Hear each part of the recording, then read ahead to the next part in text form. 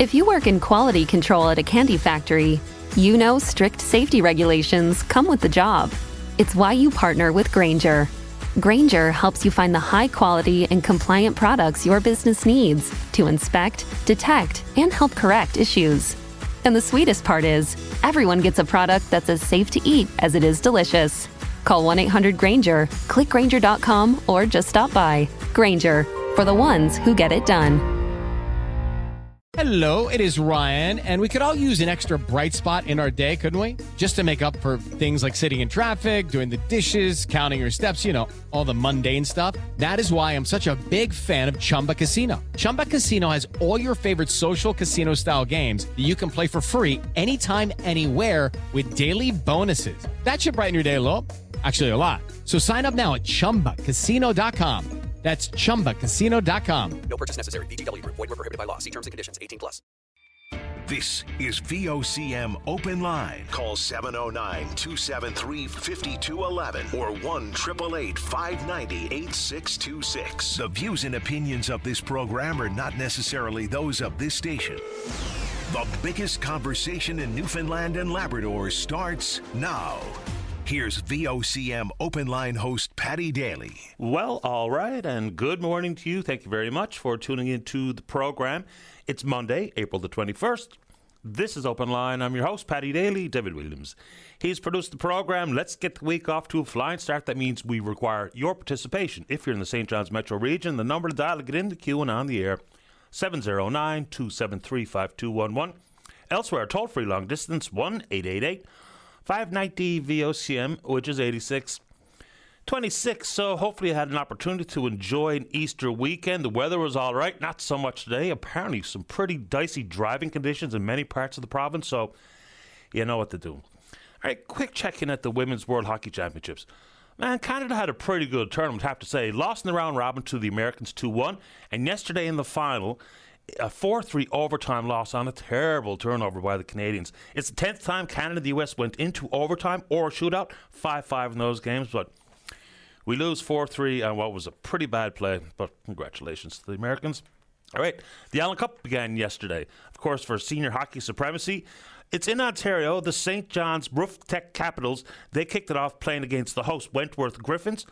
Had a pretty good effort, but they came up shy, lost 4-3, but they were in the game most of the way, so they looked pretty good. They go at it again today. They're taking on the Minto 81s, and the Clareville Caribous kick off their quest for the Allen Cup, playing the Dundas Real McCoys, who are the defending champions. So there you go. All right, hearty congratulations and a shout-out, safe travels, to the Coastal Wave Elite All-Star Cheer Team. It's Pulse, the all-abilities cheerleading team. They've worked pretty hard, we're told, and now they've won the right to represent Canada at the upcoming International Cheerleading Union World Championships, Orlando, Florida, April 21st to the 26th. They're going to be actually performing on the world stage at the ESPN World of Sports facility, which is pretty cool. So congratulations to all the members of that particular team. All right, what's this? Newfoundland Power. So, of course, back in February, plenty of people in the province questioning out loud and their concerns about their power bills. Now, the PUB told Newfoundland Power to go back to the drawing board and come up with the rationale, and the PUB accepted it.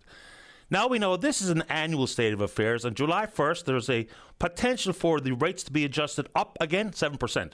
That's the rate hike application Newfoundland Power has submitted. It's the annual rate stabilization adjustment, so we'll see where it goes from there. But a curious story that I don't think we've given much in the way of attention to, but it's about the continued reliability concerns at Muskrat Falls.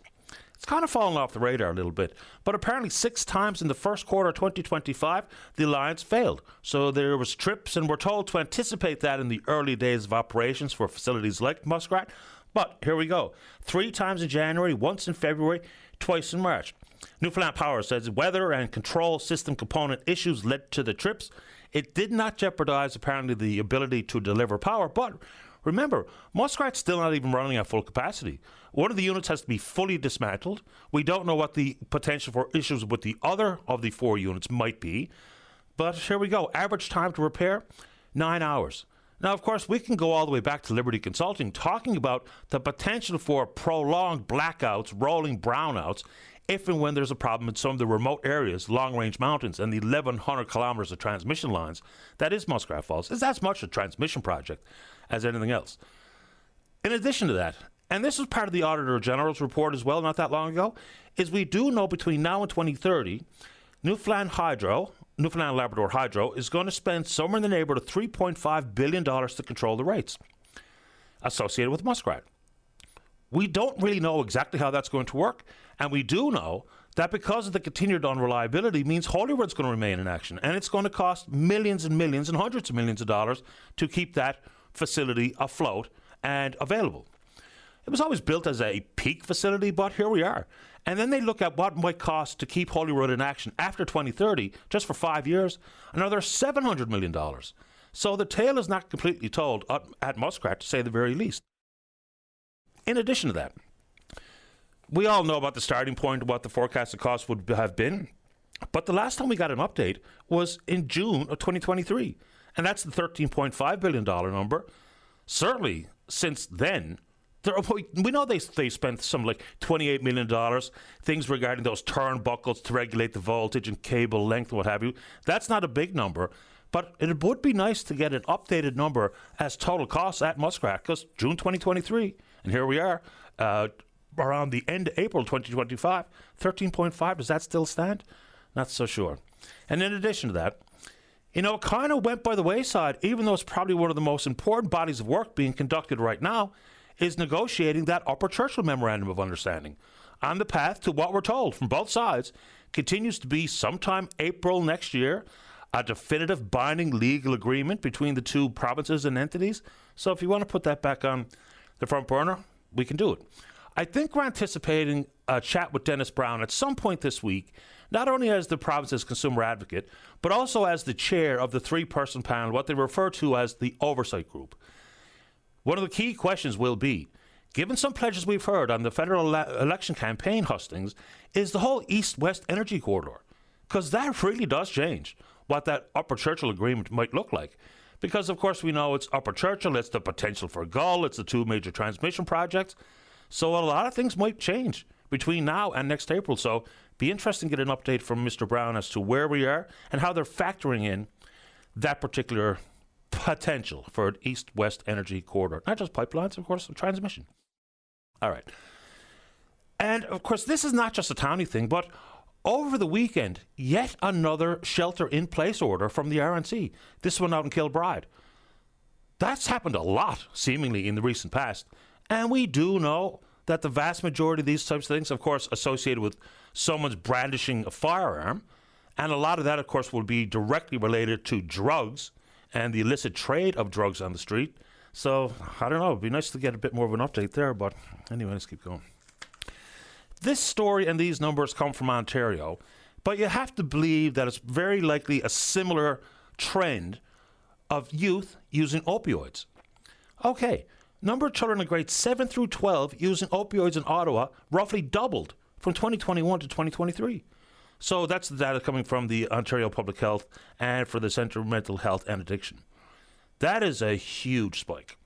And inside of this, 10% of those students reported using these opioids without a prescription in 2021. In 2023, the most recent year the data was available, the number jumped to 20%. So we've seen the stories here in this province, not only with usage, but also overdose deaths. A teenager as young as 14 just last week. So these are startling numbers. I mean, just look no further than the fact that we've got naloxone kits in the hallways in junior high. It really is something else. One of the key areas of concern here for some of the parents is that when they went to the website to look for more information, not just numbers of students that are using or youth that are using and how many maybe have died from overdose, but no talk about prevention. Parents need to have some answers to some of these questions. A, exactly what drugs, and B, where are they getting them? Because, of course, there's going to be a street trade. There is no evidence, even from British Columbia, that suggests that any safe supply facility, drugs there find their way into the hands of youth. But those are big numbers. I mean, seemingly gone are the days where the problem might have been with smoking weed or smoking hash or drinking beer down by the rock. These opioids are extremely dangerous. And those numbers, just for youth, and again, they are Ontario-based numbers, But it's not a big stretch to think it might be the similar set of circumstances in this province. So there's a big report, big conversation to be had there, of course, and we can do it. All right, moving from youth to seniors. So there was a report last week from Susan Walsh, the province's seniors advocate, which we're happy to have back on the program. It's called "An Ounce of Prevention is Worth a Pound of Cure." This is about the potential to age in place, to age at home. For so many, it could be pretty fundamental, whether it be expansion of home care hours and for the home to be conducive to aging. So she's got a bunch of really solid suggestions here. Being active and being social, but in your own home, simple things like the number of stairs people have to navigate and maybe the need to install a ramp out front and some grab handles in the shower or alongside the toilet, things like that. So Miss Walsh and her team are making a direct link between falling at home and ending up in a long-term care facility. And some of these things can be quite costly in terms of modifying your home. And she's talking about interest-free loans potentially. And even inside the prescription program, making things like these grab handles as covered by the government. When we stand back and do the math, like people say, boy, we got to stop spending money. But let's think about it. If there's an interest-free loan, repayable loan, so that a senior, their family can modify their home so they can stay there longer, there is no question long-term savings here. No doubt about it. Add to it the dignified surroundings and the contentment and the happiness and the familiarity with staying in your own home. There's a lot of sensible suggestions coming from this particular report. And maybe, Dave, I guess maybe today, maybe tomorrow, we'll see if Susan Walsh would like to come on the program and take that on, because it just makes sense. For your home to be safe, some of these costs just might be out of reach. So an interest-free loan with a predictable repayment schedule so that you can be safer in your own home, reduce the risk of falling, because we know as we get older, a fall can be devastating. Whether it be the following surgery and or the long recovery, and the fact that that might just change, quite simply, where you need to be for your care. Not in your home, but in the hospital or in the long-term care facility. So see if Ms. Walsh is available and interested in coming on, because we can take that on. And on the way out from the closing of the legislature, of course, we could talk about anything under the sun, but we have had a couple of conversations in the recent past about there was a pledge from the provincial government a number of years ago that they were going to establish a disabilities advocate. So we know somewhere in the neighborhood of 33% of the population fall into the category of having some form of disability. It really makes every ounce of sense to create an office like the Child and Youth Advocate, like the Seniors Advocate, to be the Disabilities Advocate. It could really change the advocacy work and the power brought to bear by an advocate. And also, I think it would be important, not only for the Seniors Advocate, but the potential for a Disabilities Advocate to not just be able to speak to the broad strokes, the broad public policy, but to be able to really be the champion for individual cases.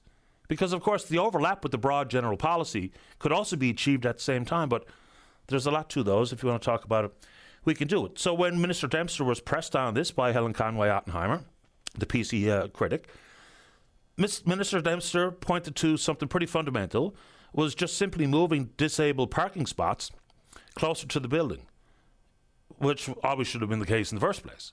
So there's a long way between moving parking spots and putting blue paint down versus establishing a disabilities advocate. So anyway, if you want to talk about it, let's go. All right, this is seemingly a massive win for fish harvesters and I guess for the FFAW. So apparently the minister responsible, Jerry Byrne, has now decided that they're going to allow harvesters to team up to apply for a crab processing license. All right. I don't know why that always hasn't been the plan. And so the union says, of course, more competitive in the balanced snow crab industry. It really does feel like a game changer for the harvesters to be able to come together, whether it be to form a company or a co-op, put forward a business plan, and then go ahead and apply for a processing license. We were scheduled to speak with Jeff Loader from the Association of Seafood Producers last week. It didn't happen, but this would be an interesting one to get Mr. Loader's perspective on it. Add to it the approach that's been taken for the pricing of crab, as opposed to weekly adjustments like the association wanted, now to a end-of-season rebate upon the collection of receipts. So for the FFAW, this really does feel like it's changed things dramatically to me. So whether it be the union or Mr. Loader at the association, absolutely happy to have you on the show. All right. So federal election is a week away. The advanced poll lineups, pretty significant. Saw lots of news coverage, including some lineups here in this province. Apparently some 2 million registered Canadians voted on Friday alone. We don't have the numbers for Saturday, but there is a lot of passion in the air. I'll use that word. And there's lots of anger and frustration, and there's lots of nonsense, but there is a lot on the line, obviously.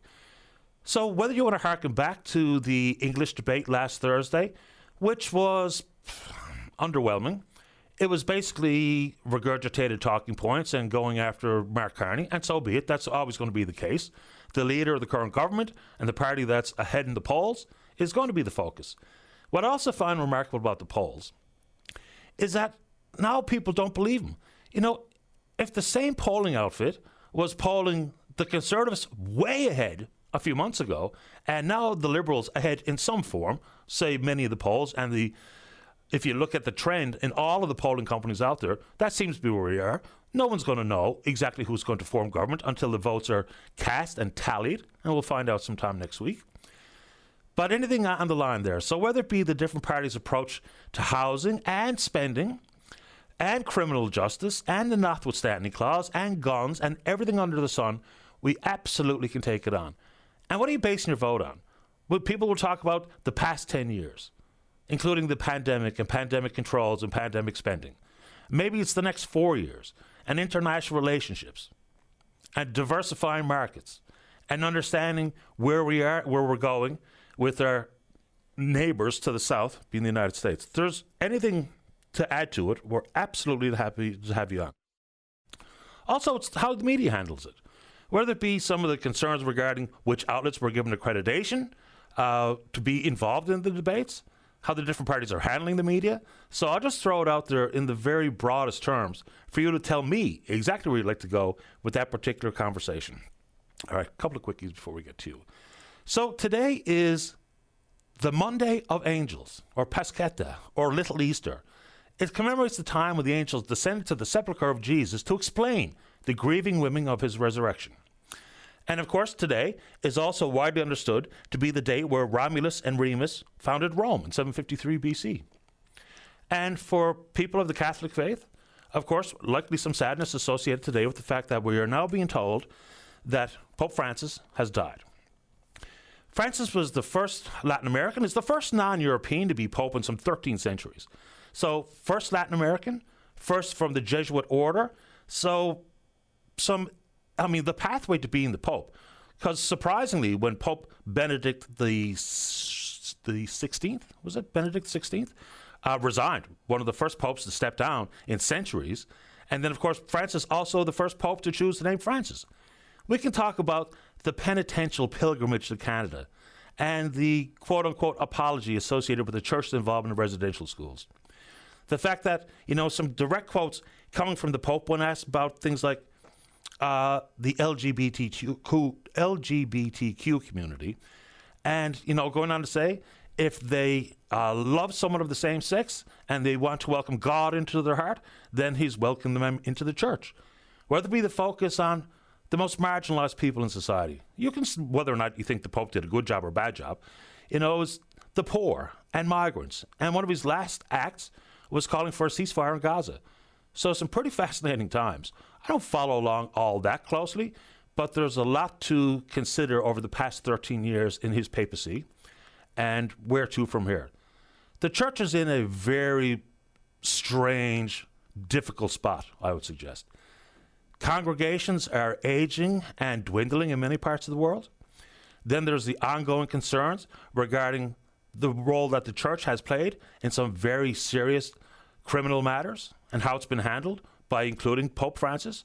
So the Pope dead at the age of 88, and there's plenty to discuss there. And also attention to climate change coming from Francis. So condolences to those who are grieving the loss. We're on Twitter. We're VOCM Openline. You can follow us there. Email address is openline@vocm.com. When we go back, Michael's going to kick it off talking about the Boston Marathon. From what angle? We'll find out. Don't go away.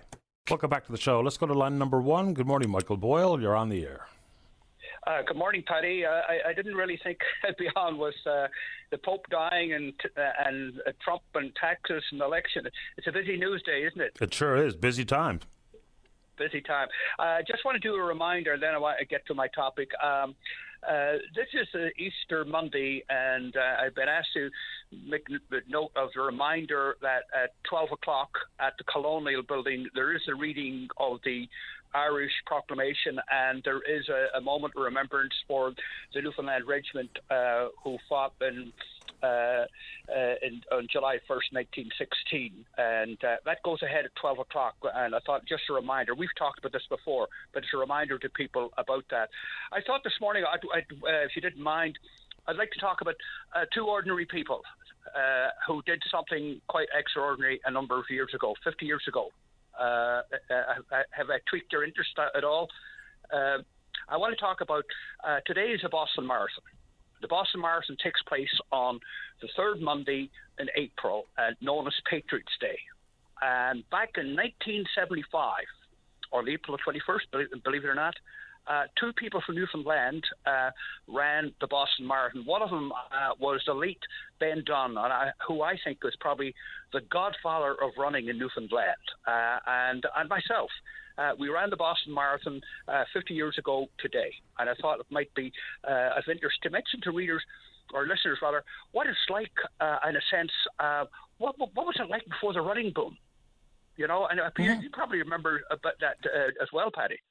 Absolutely. So it's either Ben Dunn or Art Me, I suppose. We'll have that conversation about who's the godfather of running here in the province.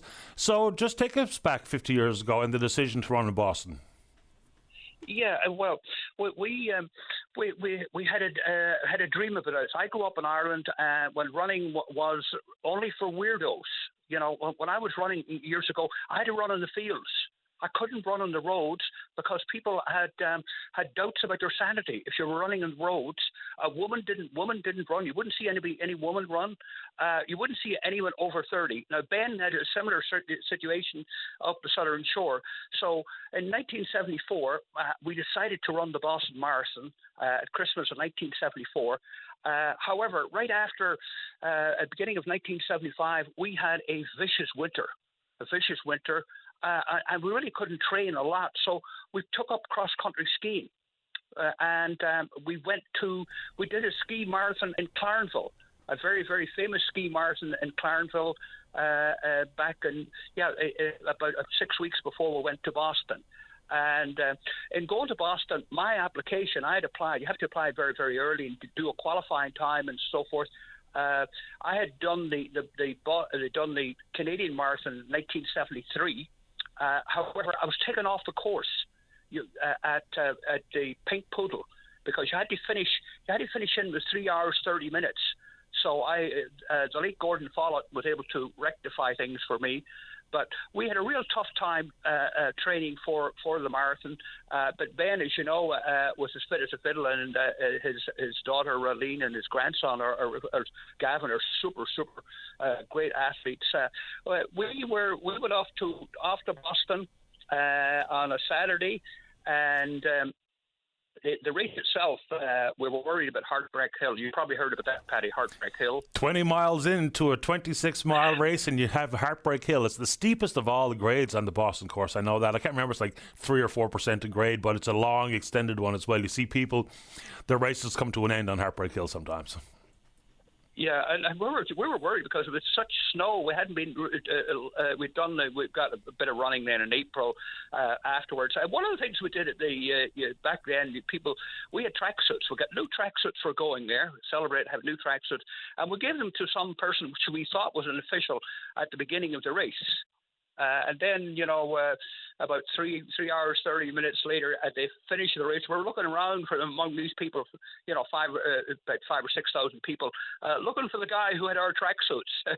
So you could see how naive we were, type of thing like that. But Ben ran a super race. He did 2 hours and 48 minutes, which was a fantastic time. And I was able to do it in 3 hours in 12. But that was the start of people, Newfoundlanders going down to Boston. I think others came. I think Joe Ryan came in '76, and most runners got involved to do a Boston. But you have to think that in terms of timing. Back in 1975, remember the Olympics didn't come here to Montreal till 1976. Mm-hmm. And in 1977, believe it or not, we had the Summer Games. So the running before the boom, and there was no women running in the Telly 10 in the early days. There was no women running in Boston. You remember all the fuss they had with Rosie Rue and all of these people who tried to run the marathon itself. But Ben had the advantage of being a super athlete in terms of playing for the Gander Flyers, and he played rugby and softball and all that kind of thing. So it was in tremendous shape. But running was not easy back those days, in the sense that when people are driving around a car and you saw somebody running, you were fair game for people to shout out a bit of abuse from time to time.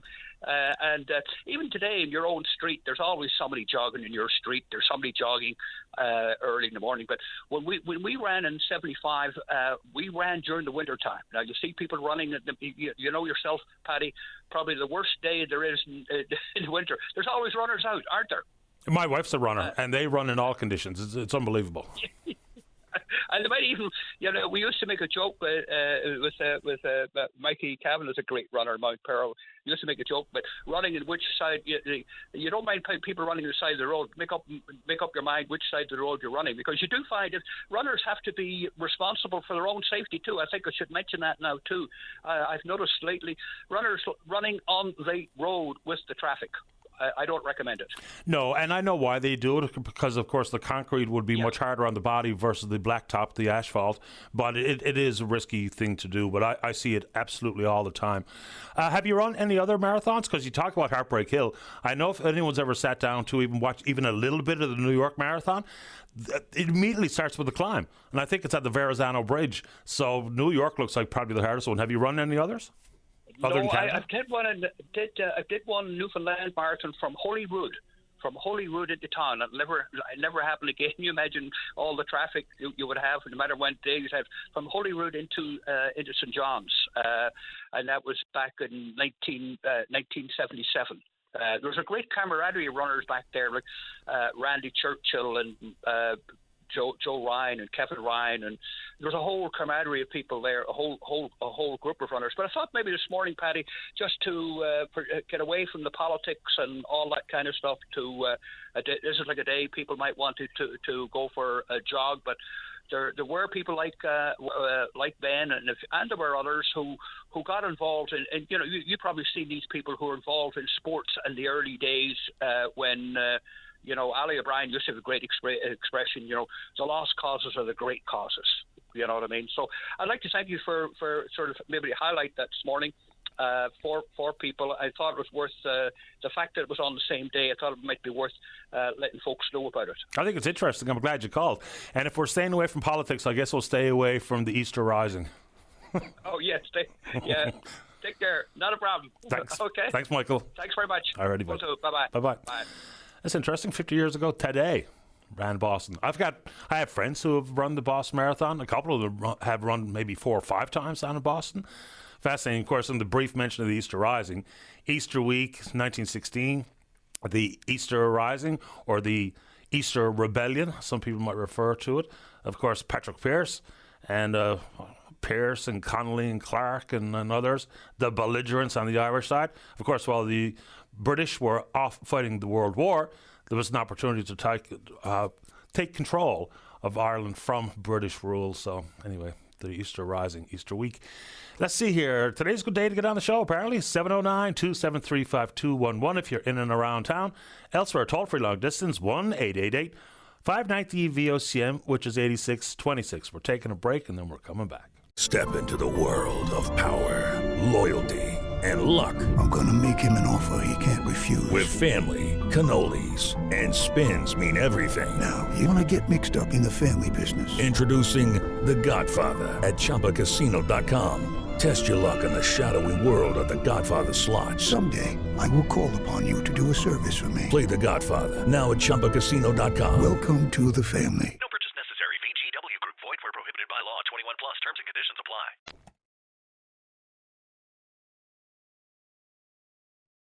Welcome back to the show. Let's go to line number 1. Good morning, Paul. You're on the air. Good morning. How's things in Newfoundland? So good. So far, so good. How about you? Where are you calling from? I am calling from Ontario. Very good. Welcome to the show. Somebody mentioned your show, and I started tuning in, and it was a rather interesting show. I called in the other day, and I was speaking to a young lady, I guess, and one of the things we were talking about was the Liberals and the firearms laws.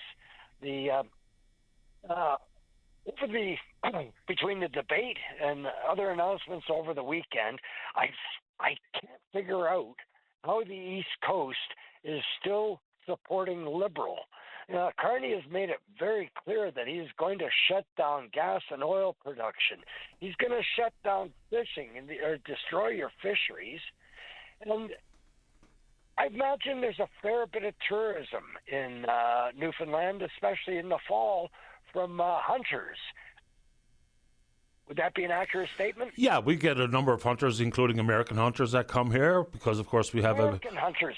Hey, do you think they're going to come up to Canada when Carney? I don't know if you heard his reference to the manufacturers of those murderous weapons that are capable of killing all these people in the debate.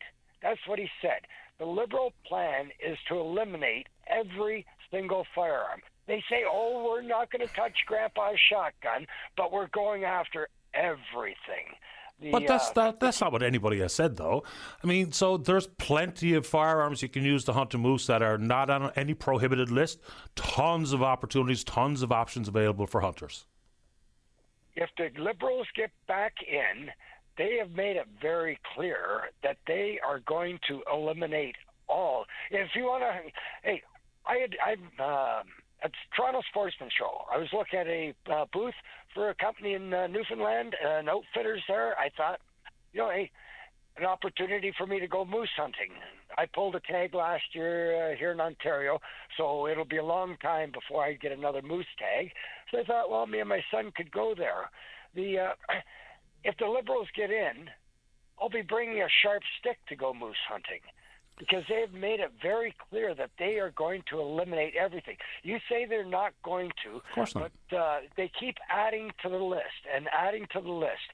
And they're not doing it through a normal procedure where you present a bill to the House of Commons, it gets debated, it gets voted on, got to pass Senate. Instead, they're taking a shortcut around the Canadian Constitution and using an order in council to pass these laws. That way, it doesn't have to go before Parliament. There's no debate. Like I said, when he referred to those manufacturers of those murderous weapons, I've been doing a lot of reading on that. And I see that Newfoundland's got quite the crime problem now as well. I was reading through, different articles. It's almost like Jane and Finch in Toronto. You're having shootings every day. We don't. But just a couple of things. These are not legal firearms owners with these shootings. It's criminals. And no matter what you do, if a gun is illegal, the whole definition of a criminal is somebody who breaks the law. A criminal is not going to say, oh, gee, the government passed a law saying that I can't have this gun and turn it in. Criminals will go right on with their illegal firearms. Okay. Meanwhile, the Conservative government is attacking legal firearms owners.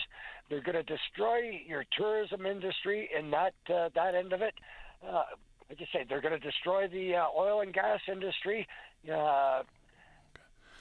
want to keep all the oil in the ground. They're going to destroy your fisheries. How can anyone that's worried? I'm old. I got grandkids. I'm worried what's going to be left for them. Okay, let's just dig into it a little bit. Yep. Okay. To me, it really feels like the age-old conversation, both in this country and south of the border.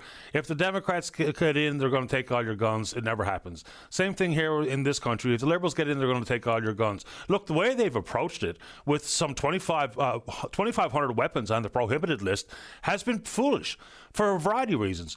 There are other weapons that are not on the list that have the exact same capacity. They just look different, right? So that whole concept of assault-style rifles that people talk about all the time. So if my assault-style rifle does the exact same thing with the exact same capacity and the exact same bore as something that's not on the list, then what have we really accomplished? The issue regarding gun and gun crime in this country, I can only speak for myself. I have no problem with Bill C-21. 21 is about putting a freeze on the sale and the purchase and the transfer of handguns.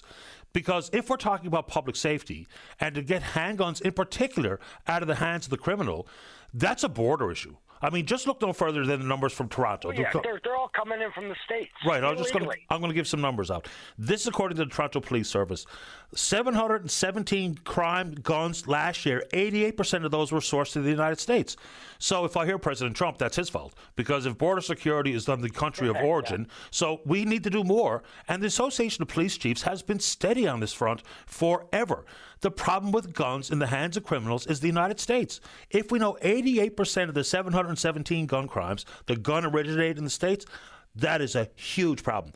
Of the firearms taken by police right across the country, of the 515 handguns in the Toronto Peel region, 91% of those were traced back to the United States. So there's our public safety. The gun list, the prohibited weapons, and the gun purchase or buyback program, they started with just a ham-fisted way. And then they started adding weapons. Originally it was 1,500. And then before people even knew what was going on, if you check the website, they'd added more and more firearms to it. So gun control advocates like it. Is it in the best interest of public safety? No. The key needs to be at the border, obviously. Yeah. Okay, now, back to your point. You said 88% of the gun crimes were traced back to the U.S. Yep.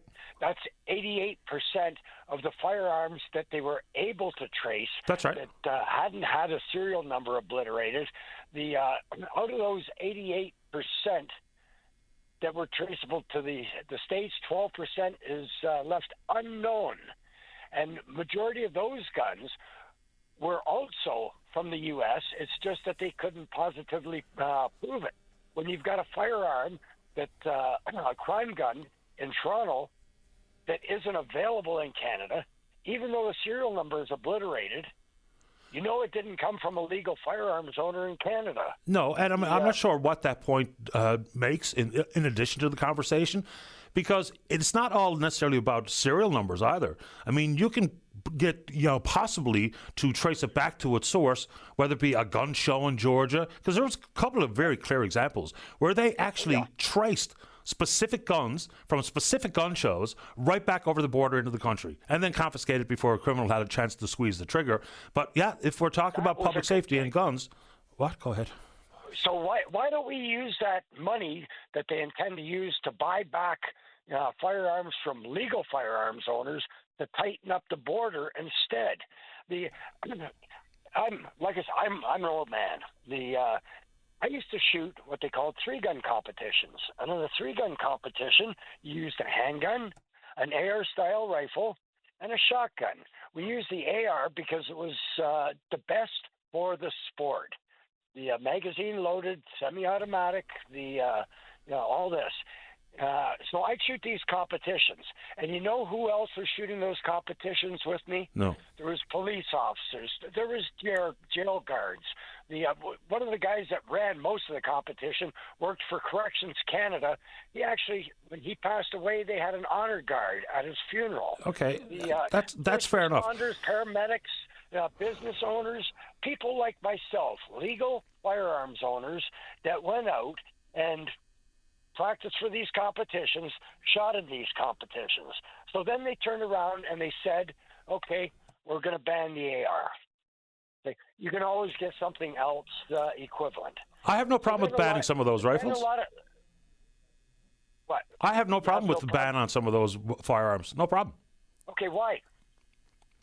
I think a better question is why not?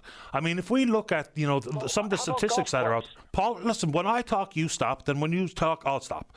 So, Sounds good. Some of the weapons that we've seen, the weapons of choice that are built for military use don't belong in the hands of ordinary citizens. I don't know why anyone thinks that's okay. So there's plenty of weapons out there to get your moose and to get your partridge and to go after a tur. Not everybody needs some of these weapons that are very much in vogue, and you see people carrying them and they simply don't need them. If you're talking about firearms like a handgun to be used in a competition, how about this? Wherever the range is, you put it there, you keep it there, it's locked there. If you ever have to bring it somewhere else, then you have to go through a process to get permission to do so, because we don't need as many guns that are on the street. We just do not. And you have to start somewhere with gun control. Is the way the Liberals have approached it the best way? I don't think so at all. But the handgun ban makes sense to me. My turn? Yep. Okay. One of the rifles that was prohibited was a Ruger Mini 14 ranch rifle. A ranch rifle. This was a rifle that was it was used for predator control by ranchers. Okay, farmers and whatnot. That's one of the uses of it. That gun is now on the prohibited list. The others, you say military-style assault rifle. If I paint my gun black, does that make it military? These are not military. They are not selective fire. They do not have huge capacity magazines. The legal restriction is still 10 rounds. With certain exceptions, 5 rounds for a semi-automatic rifle, 10 rounds for a pistol. And yet, these things, they would not stand up in the battlefield. These are not military style or military assault rifle. They may look like it. I could take my Chevy Silverado and say it's a sports car or it's a high-performance race car, but that doesn't make it a high-performance race car. So they banned the AR. So that put an end to the most of the 3-gun competitions. Then people started using, we can use what they call a PC, pistol caliber carbine. Okay. It's a magazine-fed semi-automatic rifle. We can use that. So, I went out and I got my PC carbine. And I tried using that, or started using that for 3-gun competitions. What happened last fall? It got banned as well. Okay, when they start banning 22 caliber rifles because they look scary, there is something seriously wrong. The guns in the hands of a legal firearms owner are not the issue. Illegal guns in the hands of criminals are the problem. But nobody has said different. How much is it going to cost to buy back all these guns? We don't know. No one's ever given us anybody a number. Because of the time can I throw another particular firearm? No, I think your point. I think you've made your point. So I don't think people need an M16 carbine or anything. There's a reason why some things should not be in the hands of everyday citizens, in my personal opinion. And I don't pretend to know much about guns. I don't have a gun. Paul, I'll give you 30 seconds, but I have to go. Okay, the SKX, a Russian military battlefield assault rifle. That's what it was built for. There was thousands and thousands of those imported into other countries, including Canada. A very cheap, inexpensive rifle. It's one of the ones that the Liberals say, well, we're not going to ban that. And the reason for that is it is the most popular hunting rifle for the indigenous community. It's cheap. The ammo is cheap. It functions well. It's a great gun, very reliable, but they're not going to touch that because that is what the indigenous use for hunting. So now we have 2 classes of citizens. We have those that the government, they certainly don't want to offend the indigenous.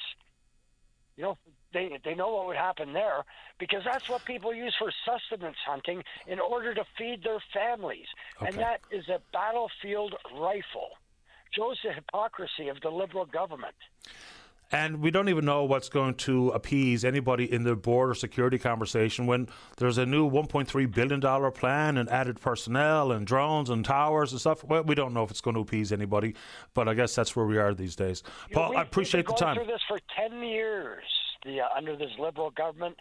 The crime was going down under the conservative government, and now it's going up under the liberals. We've got drugs, we've got guns, we've got human trafficking, and the catch and release policy of the liberal government, where you got to release somebody as quickly as possible after they've been arrested, puts criminals back out in the street before the ink is even dry on the paperwork. Paul, you're playing all the hits. Appreciate the time. Hey, thanks for my opportunity to talk with you. Take care. Bye-bye. All right, let's take a break. Don't go away.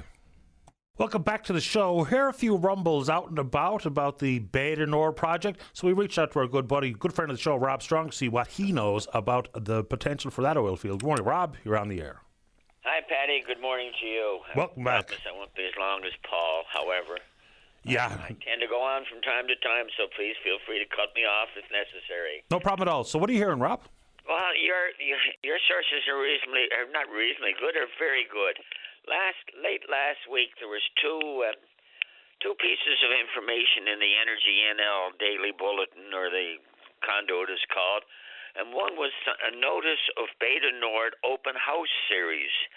And this is a session there are two sessions actually, one on the 29th of April, one on the 14th of May.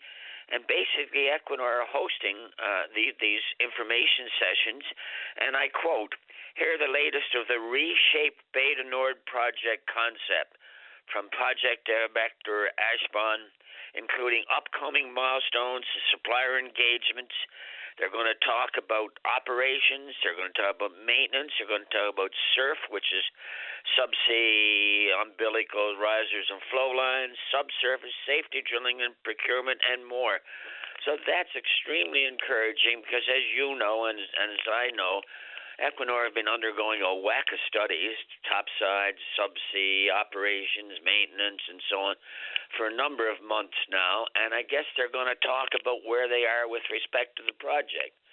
Now, there's no indication, and I caution listeners, there's no indication that this means a project go, because that's subject to what we call FID, financial investment decision. But it's going to be interesting because it's going to have an opportunity for the local business community and the supply community to get up to speed as to where they are, what their schedule looks like, what their current thinking, and I say current because thinking about offshore development is changing every day, but what their current thinking is about the whole concept of developing the Beta Nord project with respect to, for instance, subsea. It's a Beta Nord. People may not realize it, but Beta Nord is sort of 5 separate fields. So really looking forward to that. It's going to be interesting for sure. We don't know what they're going to say, or at least I can speculate, but I have no idea. So fingers are crossed, ears are open for the 29th of April. The second thing that came up in the same vein is they also came out with the standard industry expression of interest, and they're looking for marine-based concept studies for the Beta Nord project. So they're looking for companies to undertake a scope of work, including, looking at existing supply bases, looking at future supply bases, looking at costing, looking at environmental implications, looking at transportation, looking at laydown area. So those two items to me are very positive, although again there's no final decision being made, but boy, it's some information that all of us in the supply and service community have been waiting for some until they completed all these studies, and hopefully we'll get a lot more information when these public sessions occur. It certainly gives the feeling that the project hasn't stalled, meaning has been shelved. They certainly advanced the cause in some areas. That's obvious here. So inside the marine-based concept study, we don't have to get all the way into the weeds, but what exactly is that? Well, I know a little bit about it because I was involved for a couple of years ago in trying to pre-qualify Botwood as a marine base. When BHP were going to drill in the Orphan Basin, they went through a process of trying to pre-qualify various sites. So this is an exercise to determine what's available, what sort of wharfage do you have, what sort of draft do you have, what sort of load-bearing capacity do you have on the dock, what sort of laydown area do you have, what's your transportation network look like for hauling stuff from remote warehouses. So it's a whole raft of what your existing capacity is. Are you, and it could be Harvey's, it could be somewhere else, it could be Bay of Bulls, it could be Long Pond, it could be anywhere in the east coast of Canada. Obviously, proximity to the field is critical because supply boats are not cheap these days at $40,000 or $50,000 a day plus fuel. So I presume proximity to the field will be paramount. But Equinor is looking for someone to basically catalog what's available and what would have to happen in the way of enhancements to turn it into a real supply base. But it's a lifeline to offshore, so it's a critical piece of infrastructure for sure. Oh, obviously, and then there's going to be, the extended conversation about benefits agreements and what they look like. And then, of course, there's the controversy regarding R&D and the commitment the oil companies made. Remember, ExxonMobil took us to court on that particular issue some years back regarding Hibernia. So that's an interesting little wrinkle in it as well. Rob, anything else you'd like to add this morning while we have you? The other implication, of course, is something we don't know much about, is what's going to happen to the United Nations Law of the Sea obligation that oil companies or someone has to pay some sort of a royalty for developments outside the 200-mile limit. And that, the oil companies are saying, well, that's not our responsibility, it's the province's responsibility. And the province is saying, no, the federal government is the signatory to the law of the sea, so the federal government, province is saying the federal government. So it gets, from what I'm hearing, it gets passed around from operator to provincial government to federal government, and I'm also told that could range from between 2% of royalty, or 2% royalty, up to 7%. So that's another unknown. So but none of this is going to happen, Patty, until we get this financial investment decision. Yeah, that's Article 82 that you're referring to there. 82, is it? Yeah, I wasn't sure. It's going to be hundreds of millions. The other thing I'd like to add on a sad note is recognize the passing of Rob Crosby. Rob passed away last week, and Rob was a big player in the oil and gas business, as was his father. I'm old enough to work for Crosby Offshore, which was headed by his father, but Rob was such a gentleman in this business. He was a founder. He was a member, Order of Canada, Order of Newfoundland, honorary degree for his contribution not only to the oil and gas industry but to society in general. But it would be amiss if any of us in the oil and gas business didn't recognize the contribution. The Crosby Group continues to survive. They're working offshore, they're working onshore, they're working in Guyana, and it all happened under Rob Crosby's leadership. So condolences to his family from me, and I'm sure from all the rest of my colleagues in the oil and gas business. And for me as well. I'm glad you brought up Rob's passing, and I appreciate your time this morning. Thanks again. Okay, Patty. Take care. You too. Bye-bye. Bye-bye. All right, let's take a break for the news. When we come back, we're speaking with you. Don't go away. Ryan Seacrest here. When you have a busy schedule, it's important to maximize your downtime. One of the best ways to do that is by going to ChumbaCasino.com. Chumba Casino has all your favorite social casino games like spin slots, bingo, and solitaire that you can play for free for a chance to redeem some serious prizes. So hop on to ChumbaCasino.com now and live the Chumba life. Sponsored by Chumba Casino. No purchase necessary. VGW Group. Void where prohibited by law. 21 plus. Terms and conditions apply.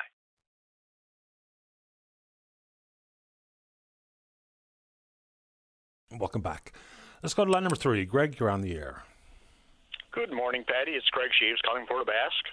It's a little while since I called in now. But I guess with so much things on the go now, I just had to try to make a call anyway. But I just want to make people aware of some of the things that the Liberal government did to us over the past number of years, this carbon tax scam for one thing. And what about it as a scam? Well, that's the detail I'm going to give you there now. Okay. And if you don't think the details there, just Google it. But anyway, we were being charged 15% carbon tax to save the so-called environment. But in the meantime, Canada is exporting $10.7 billion worth of coal every year. So where's that same coal being burnt?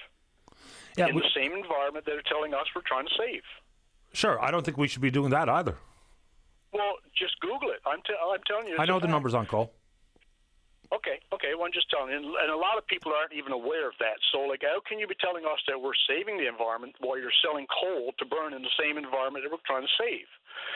And again, like when people use Donald Trump for our distraction in the voting and stuff, Donald Trump's only been in for a couple of months. The Liberals put us in a bad situation for 10 years. So we can't blame Donald Trump for the total amount.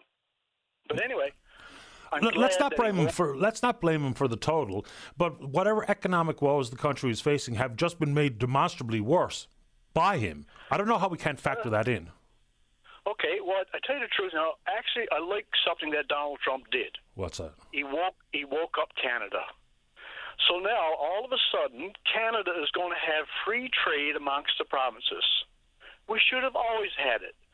Patty, I'm not allowed, like I'm into the construction, whatever. I can go right now, license my dump truck, pay $1,800 to the province of Newfoundland, which is a province of Canada.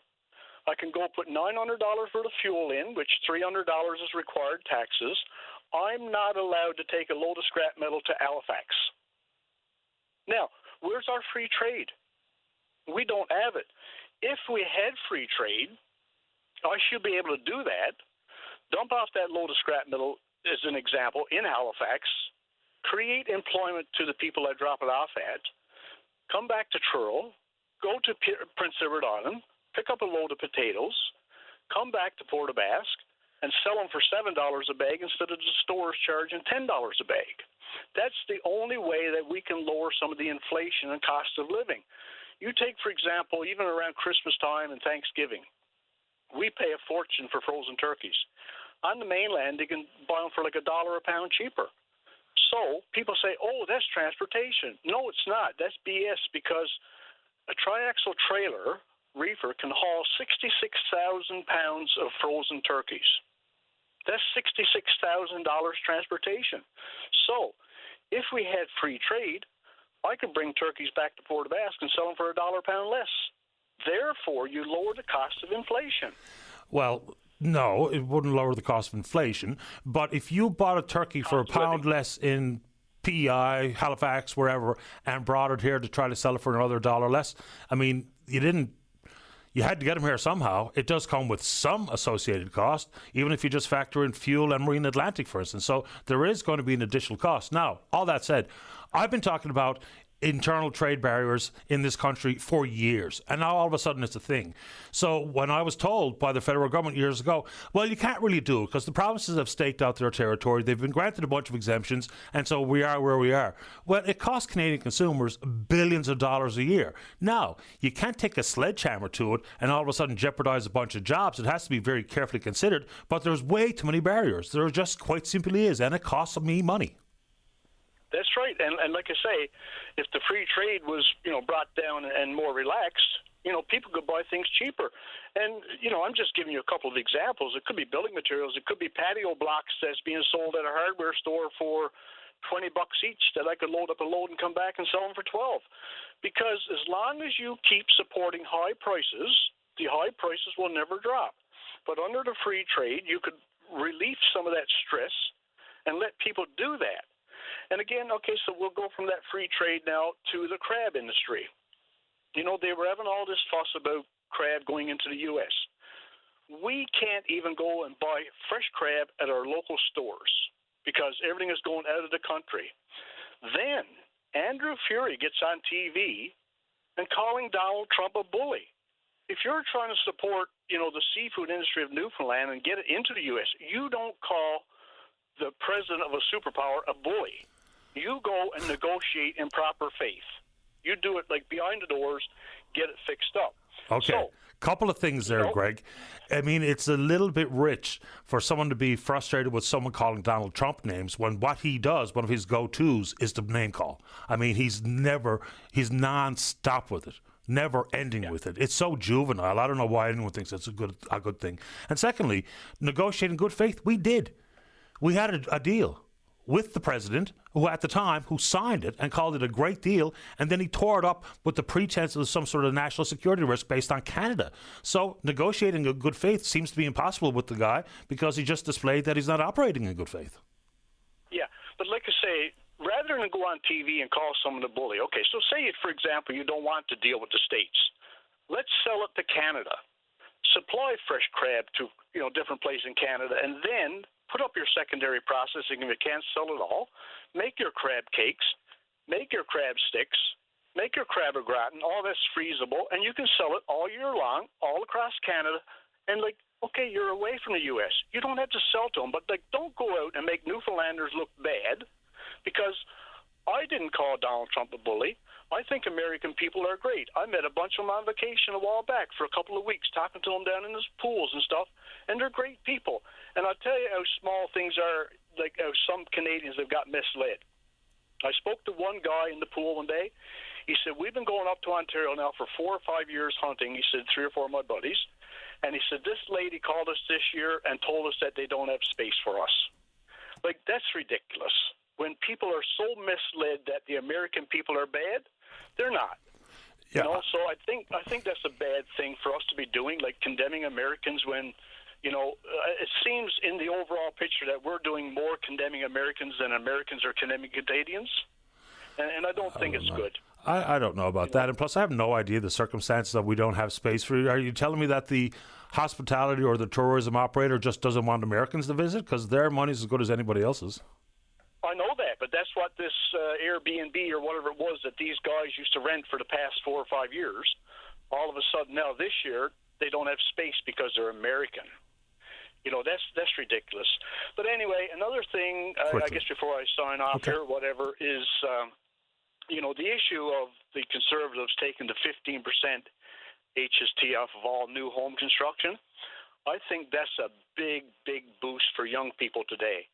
Because, if you're going to take that 15% HST off of any home construction up to $1 million, that's $150,000 HST that's probably got to get tacked onto their mortgage to be financed over 20 or 30 years and pay interest on the tax. And I think that's one good feature of, the Conservatives' ideas. Yeah, I mean, both parties have a similar idea. For the Conservatives, the cap is at 1.3 million. For the Liberals, it's at 1 million.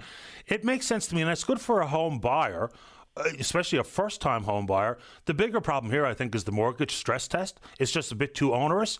And at the same time, we have a supply problem. So ginning up demand kind of seems counterintuitive to me. I get wanting to help people get into their own home, but when, for starters, we started building condos as opposed to affordable rentals. Ginning up demand with a supply problem is a real strange way to approach this, as opposed to deal with the bloody mortgage stress test. How many people could afford their mortgage and could come up with the down payment but can't pass the stress test?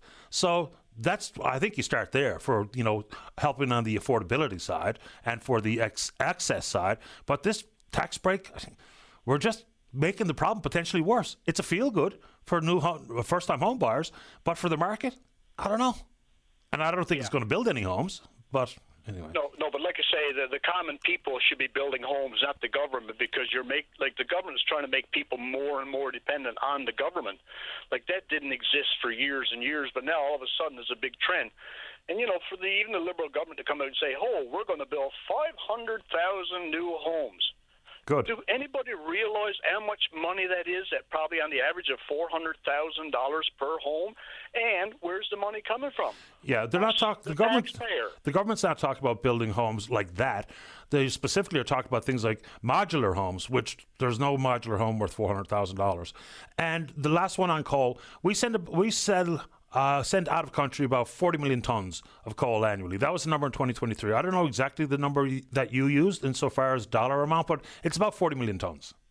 Yeah, well, when you Google who are the biggest exporters of coal in the world, it'll come up, and then it says how much is there for Canada, and it'll say that $10.7 billion worth of coal every year is exported out of Canada. Yeah, we're the seventh largest coal exporter in the world. Seventh. Yeah. So like I say, that coal is still being burnt in the same environment that the Liberals have been telling us for the last 10 years that we're saving. So that's why I thought the carbon tax was a total scam, and people should realize that Carney did not take the carbon tax off. If you listen to his interview, he put it back to zero. Therefore, that document is still in place. If he gets reelected, he can go from 0 to 15 right away without having to go back through Parliament for a revote. It would have to be amended, legislation. Legislation brought it to bear in the first place. There is such a thing as a prime ministerial directive, but it does need to be amended in Parliament eventually. Absolutely. Yeah. Greg, I appreciate the time. It wasn't totally removed. It was just put back to zero. Okay, Patty, thank you for your time, and we'll chat later. Okay, bye-bye. Okay, buddy. Bye-bye. Let's take a break. Don't go away. Welcome back. Let's go to line number 1. David, you're on the air. Good morning, Patty. Thank you for taking my call. Good to talk to you. My pleasure. Welcome to the show. Patty, I hold my powder dry. I don't call you often, but I appreciate the opportunity to speak to your listeners. And as you probably remember, and some of your listeners may, I ran twice in St. John's East in federal elections, 2015 and 2019, under the Green Party banner. And in the aftermath of that 2019 election, I stepped back from active involvement, and I started getting involved in human rights work as well as some other volunteer work. And we have been trying to deal with our current Member of Parliament, Joanne Thompson, in particular around the issue of Palestine and the ongoing genocide of Palestinians in Gaza, which has been, I'm sure a lot of people have been watching it. Some people have been calling into you. We find, though, that Joanne Thompson in particular is utterly and completely unresponsive on this issue. She's now a member of Cabinet or until the writ period, so she's responsible for international affairs as a member of Cabinet. We've sent, since the genocide began, dozens and dozens of emails and phone calls, zero of which have been responded to. And then we went to her constituency office, Patty, and what we saw there was shocking. Her constituency office is barricaded. It's not open to the public except by appointment. And when you call to make an appointment for a matter that's not comfortable for Mrs. Thompson, you're not getting a reply. So since the writ dropped, we've started to try to reach her directly to talk to her in public fora because she's more public now. And again, it's just a no-response zone. She exists in a bubble, a tightly controlled bubble, and it's extremely frustrating. And I think a lot of folks see her smiling face, her lovely image, and her demeanor, and think that she's approachable and committed to democracy. But I think, Patty, we would agree that the first and most fundamental responsibility of someone who represents citizens is that you hear our voices and you communicate with us. You can disagree. That's what democracy is about. But with Joanne Thompson, we've found a stone wall, a complete unwillingness to participate in democratic dialogue.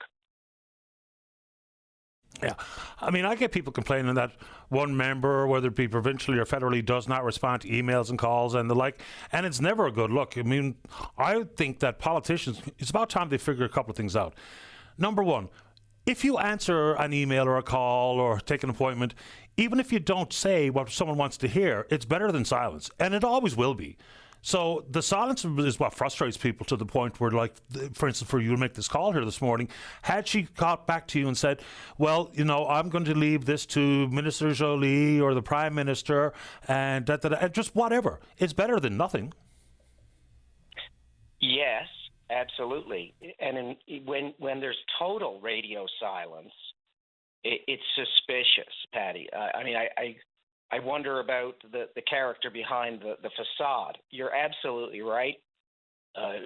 She could say, I'm a committed Zionist. I believe that Israel's actions are defensible for X and Y reasons. Or she could punt the issue to the Foreign Affairs Minister. But the problem with that is is that we have a situation where we have videos of Mrs. Thompson, our MP in St. John's East, congratulating and showing sympathy with the Ukrainians up and down the third anniversary of the brutal Russian invasion of Ukraine, and that's good.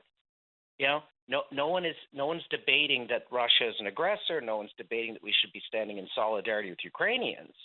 But it's highly suspicious when you've got a much more egregious violation of human rights happening in Gaza. Remember, folks probably don't realize this, but Gaza is smaller than St. John's, right?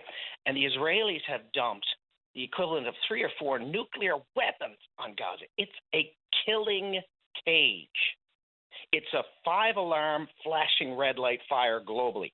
And Canada is not, under this Liberal government, doing enough under its obligations, international obligations, to stop this carnage. I'm not advocating for any party here, Patty. I'm just telling the voters of St. John's East, caveat emptor, be very careful before marking an X for Joanne Thompson, because she's not responsive. She's not doing her job as a parliamentarian. This is not about Joanne Thompson, what I'm about to say, or about any individual politician. The facts on the ground in Ukraine are much easier to decipher. The facts on the ground and the history between the Palestinians and the Israelis is different. And I'm happy enough to talk about it.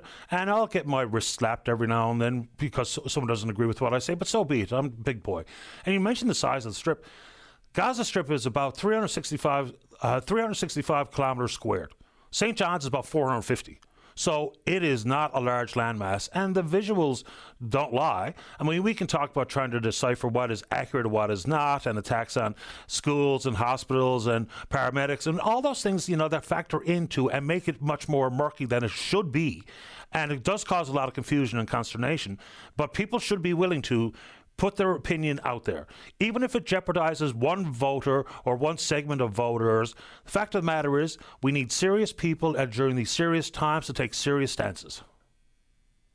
That's a very good comment, Patty. I would only add to that the International Court of Justice in early 2024 put the global community on notice that they had a duty to protect the beleaguered and massacred population of Gaza. And, that came out of Rwanda. It came all the way back to the Nuremberg trials.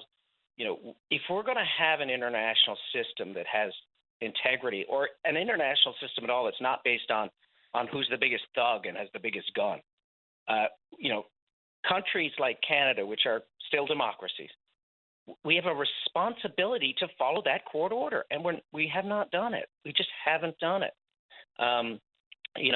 So the big issue, because it's the writ period, is I mean, we've got Mary Shortall for the NDP. We've got a great candidate for the Greens, Otis Crandall. I would urge our listeners to vote your conscience. Don't vote for a color. Don't vote for a leader. We can only control St. John's East. Choose the best person in St. John's East. And I humbly believe that Mrs. Thompson is not someone who should be supported. I appreciate the time, David. Thanks for the call. Thank you, Patty. Appreciate the time. Take care. Bye-bye. Anyway, I'll leave that there. So, and a note from a listener about the exporting of coal. Let's just break it down just a little tiny bit before we get to the break. So, yes, there is an issue regarding the export of coal through ports of British Columbia that actually came from American producers. And the conversation there is about whether or not that should be taxed, which is one part of it. But it still does make us involved or complicit or in alliance with the export of that amount of coal. In this country, in 2022, 2023, the numbers are very similar. So about $14 billion worth. Thermal coal at $2 billion, metallurgical coal at $12 billion. And then there's some distinct differences therein. Thermal coal is basically used for generating electricity, right? You burn the coal, you make the steam. Metallurgical coal is in steel making specifically. Steel making in that process, more specifically to produce coke. So there's two different things, and the breakdowns are therein. But even if the Americans are the ones producing the coal, we still are using our ports, which we don't have to. We're not obliged to be involved in that export of an American product to wherever. Asia, for instance. Let's take a break. Don't go away. It is Ryan Seacrest here. There was a recent social media trend which consisted of flying on a plane with no music, no movies, no entertainment. But a better trend would be going to ChumbaCasino.com. It's like having a mini social casino in your pocket. Chumba Casino has over 100 online casino-style games, all absolutely free. It's the most fun you can have online and on a plane. So grab your free welcome bonus now at ChumbaCasino.com. Sponsored by Chumba Casino. No purchase necessary. VGW Group. Void where prohibited by law. 21 plus. Terms and conditions apply.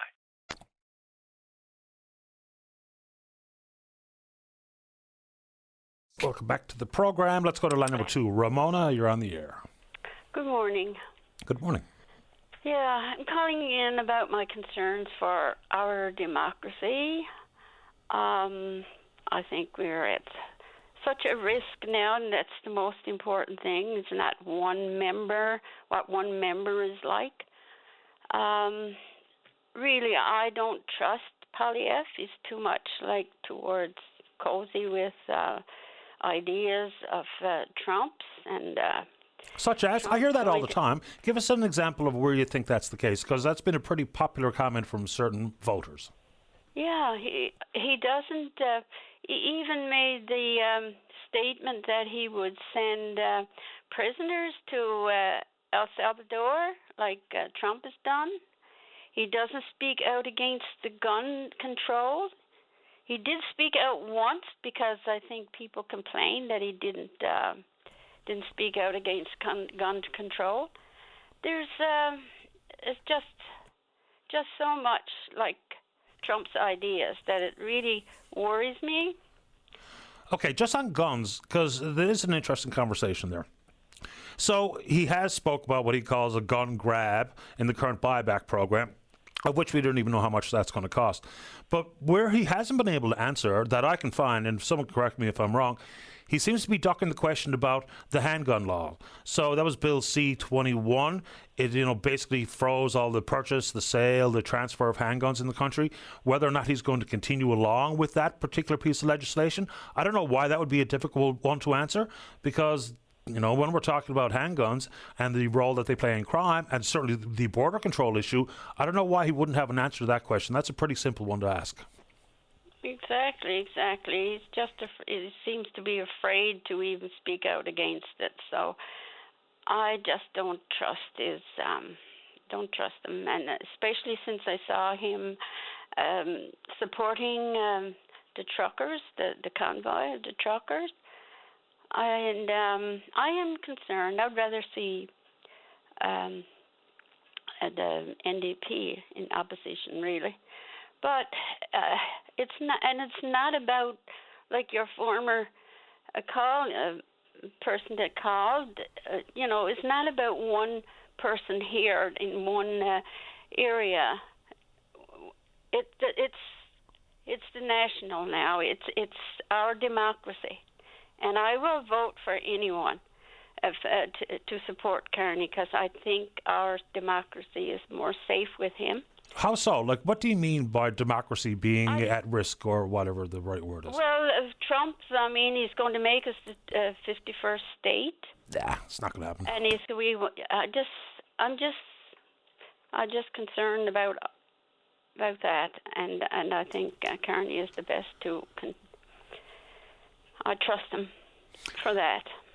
Fair I know enough. Nothing is perfect, and what we have now, we got to realize what we got. We've got democracy. If we lose it, we won't even be able to phone Openline. We'll be lost. Well, we're going to be here for the long run. Ramona, I hope so. I appreciate your time this morning. Thanks for the call. Thank you. You're welcome. Bye. Bye-bye. Bye. And there's just so much floating around out there. And again, the contribution of social media, which I thought was a net positive when it first gained traction and people were sharing ideas, and it was that, way to reach out across the world in the blink of an eye, it's become pathetic. It really, truly is. So regardless of what you think of one party or another, is it not reasonable? Here we are a week from Election Day, and some 2 million Canadians voted last Friday. So a lot of people have already voted. But even if you think that the Liberal platform is all this lavish spending, another $130 billion worth of spending, and we can sift through it as best possible, absolutely, and talk about implications and what the actual plan is. But I do think it's reasonable, and it doesn't mean you're a supporter or have a bias on one side of the aisle or another. But should we not have a costed platform from all parties at this point? And we don't. You can think that the Liberal platform is nonsense and has so much additional spending but wouldn't it not be nice to not simply have the campaign rhetoric from anybody or any one party or any one leader and give us some dollars and cents to latch onto or to attach or associate with your policy pledges? Because we don't. The Conservatives have not put forward a costed platform. And you can say, well, the election was called pretty quickly. The Conservatives have been planning for this election for years, right? And they've had some of the comments that have been made by the leader in particular that should be associated with a cost. Because, look, we are emotional people by nature, and people will very likely, in many corners of the country, vote on emotion. But I really think it's responsible and possibly irresponsible to not have a costed platform out there. We're a week away from Election Day, and it's not available. So all we have is pledges and promises. And, of course, we know that all parties, politically speaking, over the years, have come up short on promises on the hustings versus actions when taking on government, because they'll find out very quickly, everybody, campaigning is the easy part. The hard part is governing. And to know how much things are going to cost, you can tell me, well, he's not going to spend $10 billion on consultants. Good. We overspend on consultants, provincially and federally, and way over the top on the federal front. But cost me out everything here. Let's have a look. Because that's been one of the go-to is the Liberal spending. And fair enough, once the sovereign debt eclipses $1 trillion, we have to talk about spending. But how much does the plan cost? Don't think that's an unfair question. Let's take a break. When we come back, we're speaking with you. The topic is entirely up to you. Don't go away. Welcome back. And I probably shouldn't even bring this up, but I'm going to anyway. One of the boogeymen that's brought forward in many political conversations, of course, is Klaus Schwab. Right? He's the founder of the World Economic Forum. He stepped down today from the board of directors. 50 years at the helm. And, of course, many people use the World Economic Forum as some sort of political gotcha conversation here in the country. And I've said this before, and many people get quite frustrated, but if it was as impactful and has had such a profound impact on the world, it's the slowest moving coup in the history of man. I mean, it originates back in 1971. So it has been part of the political discourse in this country when, from where I sit, most of what goes on at the World Economic Forum meetings is a bunch of self-important blowhards and hypocrites. You know, telling me how I have to live my life regarding the environment while they fly all around the world in their private jets. So Schwab out at the World Economic Forum. Fascinating. Okay. Made mention of this particular story, and I know it comes from Ontario, but I think it's part of a conversation that we should have in this province, obviously, is youth and dangerous drugs, specifically opioids. So when I brought it up and gave some of the numbers, including that children in grades 7 through 12, the number of them using opioids has doubled from 2021 to 2023. The one email of concern said, you know, why are we talking about something happening in Ontario? Because it's happening here too. You know, there was an overdose, one of the overdose deaths last week or last weekend was a 14-year-old. So it's obviously happening in this country as well. Then another emailer went on to say, well, you know, how is it becoming so popular for children to be using such dangerous drugs? For starters, it's because it's out there. You know, some of these types of drugs weren't even a thing when I was a teen. I'm in my mid-50s. Some of these drugs weren't even developed. And they're highly addictive, and they're absolutely toxic and can lead to a life of absolute misery. So the conversation, or pardon me, the question being posed was, what are we doing about it? What are we doing about awareness of exactly what's on the street? Not only for children themselves to know what's lurking around that corner and what these opioids could mean to one-time use, the possibility for addiction, and where that can end up. And fair enough. You know, sometimes I think we're a little bit hesitant to talk about some of these dark areas of life because we don't want to traumatize our children. We don't want to scare them. As opposed to thinking of it as scaring them, it's really a bit more about informing them. Because, again, like all of the complex issues in this world, whether it be sex or drugs or rock and roll, if we leave it up to our grade 7 children to get their information from their grade 7 buddies, they're going to get some bad information because they don't know what they're talking about in real world, big world issues and real world ramifications of things like these opioids. So have some of the school curriculums, like the DARE program, have they kept up with the times insofar as what we're seeing with more and more youth in the country using these types of drugs? And has that crept into the minds of parents? Because inside that news story that I was referring to this morning, some of the concerns coming from advocacy groups and parents is that even if you go to the websites associated with these stories, prevention is not mentioned once. And that's bizarre, because prevention is the absolute key here. We can talk about harm reduction policies and all the controversy associated with, but prevention has got to be the go-to first step. Now, it's just like abstinence. You can't pretend that promoting abstinence is going to keep someone from having sex, because we know, again, human nature has ruled the roost on that one. But to talk about it openly and honestly, and for children to be given the most updated information, not to scare them, but to inform them. Because when you talk about drugs, doesn't mean they're going to go use drugs. When you talk about sex, doesn't mean they're going to go have sex. They just have to understand from adults exactly what the realities are. And of course, you're going to have built-in biases for some families, some households, about what they think about drugs and sex and everything else. And there may indeed be some problematic information shared from adult to child. But we got to start somewhere, because again, their buddies do not know what they're talking about. They can be as well informed as possible. Their parents might have had these difficult conversations with them, but the way it gets translated by, say, for instance, someone in grade 7 to their grade 7 schoolmate is probably not the same way, and the same way it would sound coming from the adult who loves them and cares about them and needs them to be absolutely armed. Got a few pretty harsh emails regarding the passing of Pope Francis. Look, I haven't followed along closely the 13 years of his papacy, but there's a lot that we can indeed discuss. And, you know, it's interesting that a gravely ill Pope took that trip in the Pope Mobile through St. Peter's Square, and last messages talking about the importance of focusing on the most vulnerable, poor, migrants and otherwise, calling for a ceasefire in Gaza. There's some pretty big world issues that are attached to his life and times as the Pope. And it doesn't mean we have to talk about his role or his comments in any of those arenas, but certainly the topics themselves, well worth it. I knew this was going to happen, and I just saw it float in out of the corner of my eye. And that's about my thought that there should be costed platforms available from all parties well before now. Well before now. And apparently that displays some sort of bias. Should we not know what people plan to do and how they plan to spend the money? Because, once again, they don't have their own money, right? It's our money. So would it not be helpful when trying to evaluate? And I don't think there's probably a whole lot of fence sitters left out there. I think the vast majority of the electorate has made up their mind for whatever reason under the sun.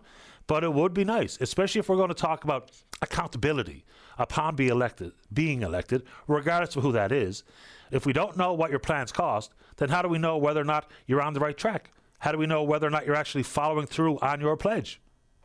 Because everything is driven by dollars and cents.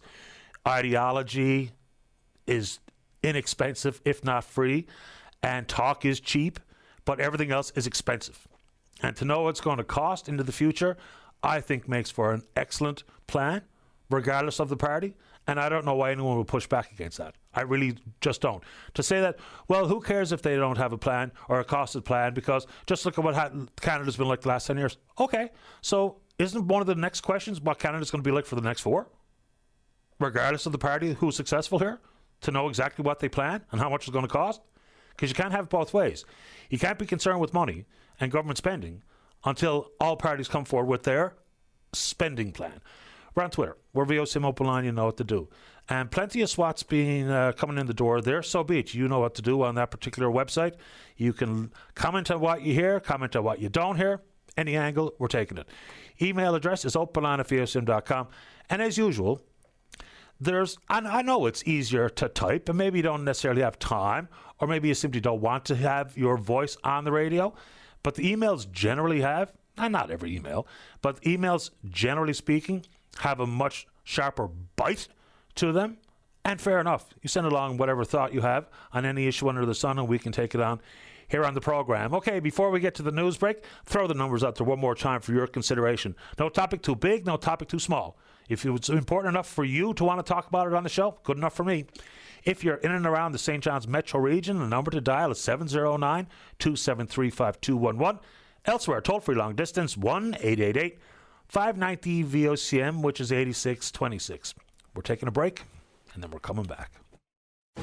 You're listening to a rebroadcast of VOCM Open Line. Have your say by calling 709-273-5211 or 1-888-590-8626 and listen live weekday mornings at 9 a.m. Welcome back to the program. Let's go to line number 2. Good morning, Alex. You're on the air. How are you doing, Patty? Doing okay. How about you? Pretty good. I wanted to chat to you about a fundraiser that I'm putting off. Sure. It's called, it's Alex Taylor and Friends, whole lot of shaking going on for the Newfoundland Parkinson's Society. Everything's going to them. It's $10 for tickets. It'll be on April 25th, this Friday. Tickets will be sold at the door or in advance. I'll tell you the phone number after. It's at the Salvation Army on 174 Mundy Pond Road, downstairs. There'll be performances by me, Chris and Jesse Connolly, and Brian DeBoer. There'll be some 50-50 tickets there as well, and I believe there might be a door prize. And that number to call if you'd like to buy a ticket is a 709-691-4020. And I can say it once more. Sure. 709-691-4020. How many of these fundraising concerts have you done now, Alex? Oh, gosh. A fair few to say the least. Yeah, and good on you for doing it. And so this time around, picking the Parkinson's Foundation, I can't remember some of the ones you've done in the past, but you've sprinkled it around as far as my memory goes. So why Parkinson's? Well, I got a good story now for you, Patty. About last year, my father was up, and he got diagnosed with Parkinson's. So it's a bit personal this time that I'm doing it for not only him, but all the other folks that I know who have been diagnosed with this. And hopefully I'll be able to help out the society with these funds that I'm getting for them. Yeah, good man. And so give us the where, the whens one more time. So it's April 25th, this Friday, 7 p.m. at Salvation Army in Mundy Pond, 174 Mundy Pond Road, downstairs. Appreciate you making time for the show here this morning. Thank you. Good luck with it, Alex. Oh, yes. Thank you for having me on, Patty. My Take pleasure. care. Anytime. Take care. Bye-bye. All right, there you go. Alex, good kid. Just, one of those friendly reminders that still plenty of top quality young people in the community doing good things. Sometimes they get all painted with the one brush, which is necessarily not very fair. And he just mentioned the 50-50. Let me pump the tires for the VOCM Cares 50-50 cash raffle that's on the go right now. Take it $10 a piece. You get 3 for $20, 10 for $50, 25 for $100. You've got only 3.5 days-ish before we run out of time for you to get in on the action. Let's see here. I can't find exactly what the tally is now, but there's a lot of money came in the door over the weekend. Oh, here's the jackpot. As it stands today, $61,460. So go to VOCM Cares online if you'd like to purchase a ticket, and like some others who have put forward $61,000 for VOCM Cares to do the important work they do in the community. Let's go to line number 1. Good morning, Jeff LeDrew with Jumping Bean. You're on the air. Hey, how's it going? Excellent today. How you doing? Oh, pretty good. I just...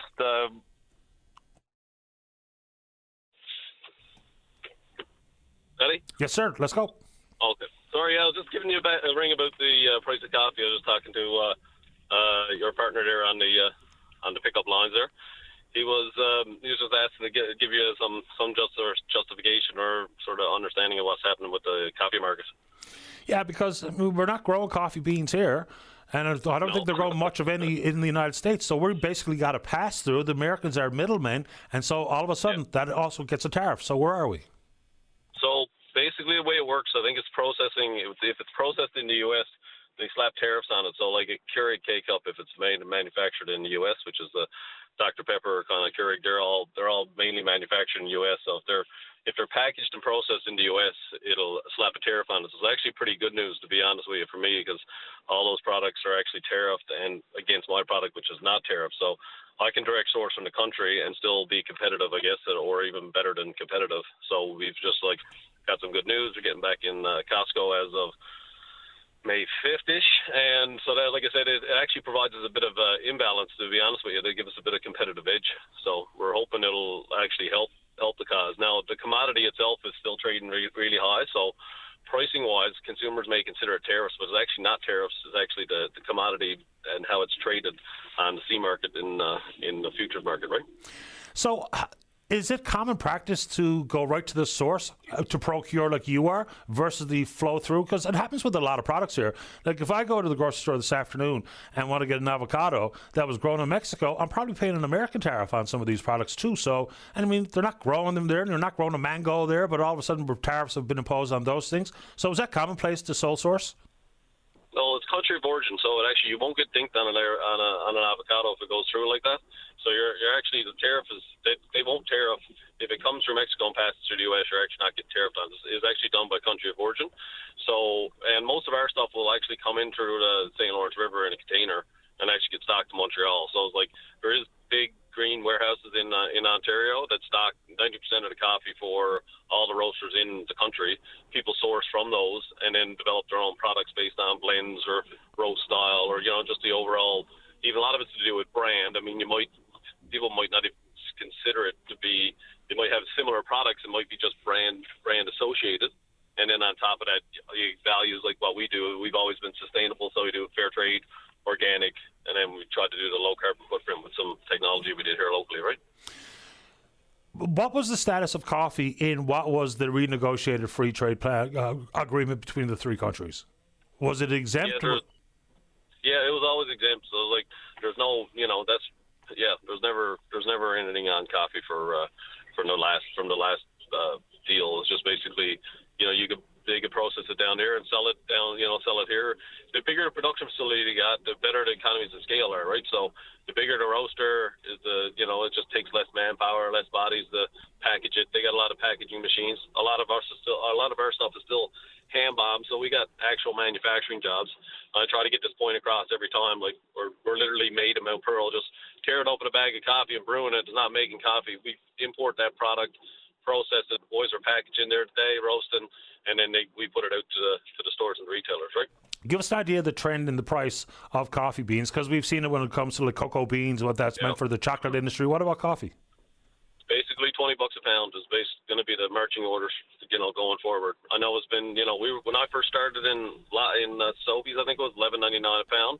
Our product's now gone up to like $18.99 a pound, just based on the commodity itself, right? So you're going to see in that upper price movement between $17.99 and anywhere from $22 to a pound-ish, you know what I mean? So it won't be as bad for like the large, like some of these big box stores only put a small percentage of markup on it. So it all depends on the retailer, right? Like a Shoppers versus a Sobeys versus a Costco. They all got different margin markups, right? So that's the reason why you can see, strawberries, let's just say, for $7.99 a little quart. And then you might see this thing, double that for, say, a similar price, $8.99 in Costco is the margin that you put on it, right? Why are we being told the price is so expensive? Oh, there's nothing to be told. It is what it is. The green coffee is basically, by the time it's landed and processed, it's just doubled since the summer. Like it started at a peak in October when Trump was coming in, and then it jumped, and they got in this commodity super cycle. So it's got nothing to do with it. It's just a raw commodity. It's just like buying aluminum. You know what I mean? Is what it is. Gold's gone to $3,000, so coffee's gone to almost $3.80 a pound. $3.80 on the green, and that's before offsets. So when you look at it, it says like the base price of coffee on the C market would be $3.80, but then you got to add country of origin offset, and then your values, like if it's fair trade organic, you add another like 80 or 90 cents. So by the time you get it here, you got to pay. Maybe you're paying $7 a pound and 50 cents, probably 35 cents to bring it into the island, and then you process it. You lose 20% of the weight, and then again, so you're almost into $10, $12 before you finish goods. And then you got to get it to the retailer, and they need to add their pound of flesh. So that's the way it works. Yeah, fair enough. And even if people are getting their coffee beans from Brazil, August through September, some of the worst droughts in Brazil for 70 years. Then October was monsoon season. Then you factor in things like with the spec market, which is a problem for everything that's inside the world of speculation. Pretty ominous when it came to cocoa beans and coffee beans, as far as I can tell. Then you've had these issues regarding congestions at ports and port shutdowns, because once the price goes up, it happens pretty quickly. Coming back down, not so much. So I suppose they all play some sort of role. Yeah, I mean, all those speculatives and those special incidents or whatever, where you get like people predicting on the weather and the crop, like you can pretty well see. I mean, there's an international coffee association, like I think it's called ICE or something. Anyway, lo and behold, you can tell the number of bags that are produced and how many that are being graded. So it'll tell you, if your whole world might be under by say 3,000 million, probably 300 million pounds or whatever the magic number is. But they'll tell you every day of basically how many bags are available and then how much the usage is. So you can kind of gauge whether that's the reason why all the stocks and the supplies from past crops and years have all been depleted. So it is like what's being produced is what's being used. So we're actually underbagged in the way of demand. So this slowing demand with the economies probably will help the commodity decrease because not as many people will be popping out, $3 or $4 for coffee 3 times a day. You know what I mean? So it's like that's basically probably what will end up happening is you get a demand, even with the price, the demand will go down because people will just drink less. You know what I mean? It is still something everybody got to have, but it will, it'll eventually hit your pocketbook, and people will just back off a bit, right?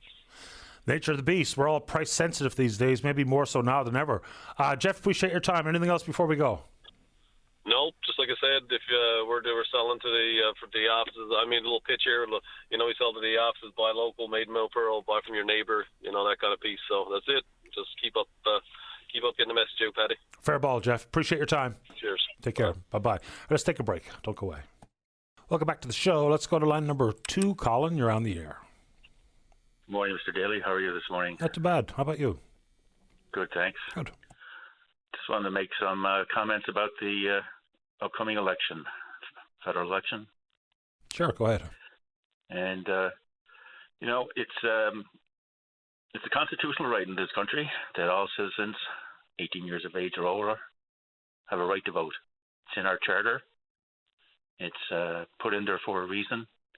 It's to guarantee that every citizen has a voice to determine how we are governed and under what conditions we hold our government to account. It's very important, and I strongly encourage anyone who is eligible to vote in this federal election to get out and exercise your franchise. I'm into it. I haven't missed an opportunity to vote since I was eligible to. Now, some people, they'll say, well, there's no one fit to vote for and all the other arguments that you hear put forward, but I choose to exercise my right. Likewise. I've been voting since I'm old enough to vote, since I'm 18. And it's very important. You look around the world, there are a lot of jurisdictions around the world that you either cannot vote because you have a thug in power, and he's not going anywhere. He's ruling with an iron fist, has control over every aspect of the government. Or you can vote, but the person on the ballot is going to win. It's a foregone conclusion. The result is baked into the cake, right? Like we have with our friend Mr. Putin. He wins like 90% of the vote in every Russian election. No surprise there. So you have a voice. And I understand people get frustrated and angry, and apathy sets in. And people just turn away from politics. But your vote is your say in how the government, how government policies are made and laws and everything like that. Especially with the federal election, because the federal government makes laws regarding criminal law, for example. The provincial governments under our constitution don't have the power to make criminal law. The power of the criminal law is vested in the federal government. So the federal government makes the criminal law, and I think we have some very important issues in the criminal law in this election. Mandatory minimum sentencing, which is what Mr. Polyev wants to bring in for certain offenses. The Liberals are taking another approach that let the courts decide through legal challenges, and ultimately up to the Supreme Court of Canada what the law should be. The judicial branch of government should set out the common law and jurisprudence. And one example would be Mr. Polyev wants to bring in bring back the Harper era law that was struck down by the Supreme Court of Canada in Bissonnette in mandatory minimum sentences, consecutive sentences for people who commit 2 or more murders. The Supreme Court of Canada struck that down as violating the charter right against being subjected to cruel and unusual punishment. and it was not saved under Section 1 of the Charter, and it was struck down. And now Mr. Poilievre wants to bring that back, and he's going to bring in a notwithstanding clause to ensure that, in his words, that people who commit multiple murders come out of prison in a box. So, these are just two issues. And the vast majority of those murderers do exactly that. They leave prison in a box. Because, absolutely, parole at 25 years doesn't mean you get parole at 25 years. You can look at countless examples over the decades in this country. They are not getting out. That's just the fact of the matter. And that, the whole notwithstanding, Section 33 of the Charter, and it's there for a reason. It's probably one of the key issues that was broached to even allow the Charter to move forward. So there's a lot here. The federal government has never used it. People can think that what Mr. Poilievre has in mind is a good thing that they support, but notwithstanding is a real walk down a really strange road. The provinces have used it. Scott Moe in Saskatchewan, when we talk about trans kids, Doug Ford, when we talk about Labour in Ontario, it's been done. But, the thought from some corners is you might not be vulnerable today, but you might be tomorrow. So, that's right. There's a reason why it's there. And again, people can agree in full about tough on crime and, consecutive sentences and all the rest of it. But the fact of the matter is there's good reason why that has not been invoked at the federal level. And I think we should all be asking questions about that, to be honest, as opposed to simply because it lines up with your political ideology. Remember, governments change hands. We go from one side of the spectrum to the other. Now, not that we have, huge extremes on the right and the left necessarily at this time in this country, but governments will change hands. And if it becomes the norm and an accepted practice, then what you might be applauding today, you'll bemoan 4 years, 8 years, 12 years from now. That's right. And, with the Bissonnette case, for example, the Supreme Court, and it's a lengthy decision, I read it, they gave a thorough constitutional examination to the right against cruel and unusual punishment.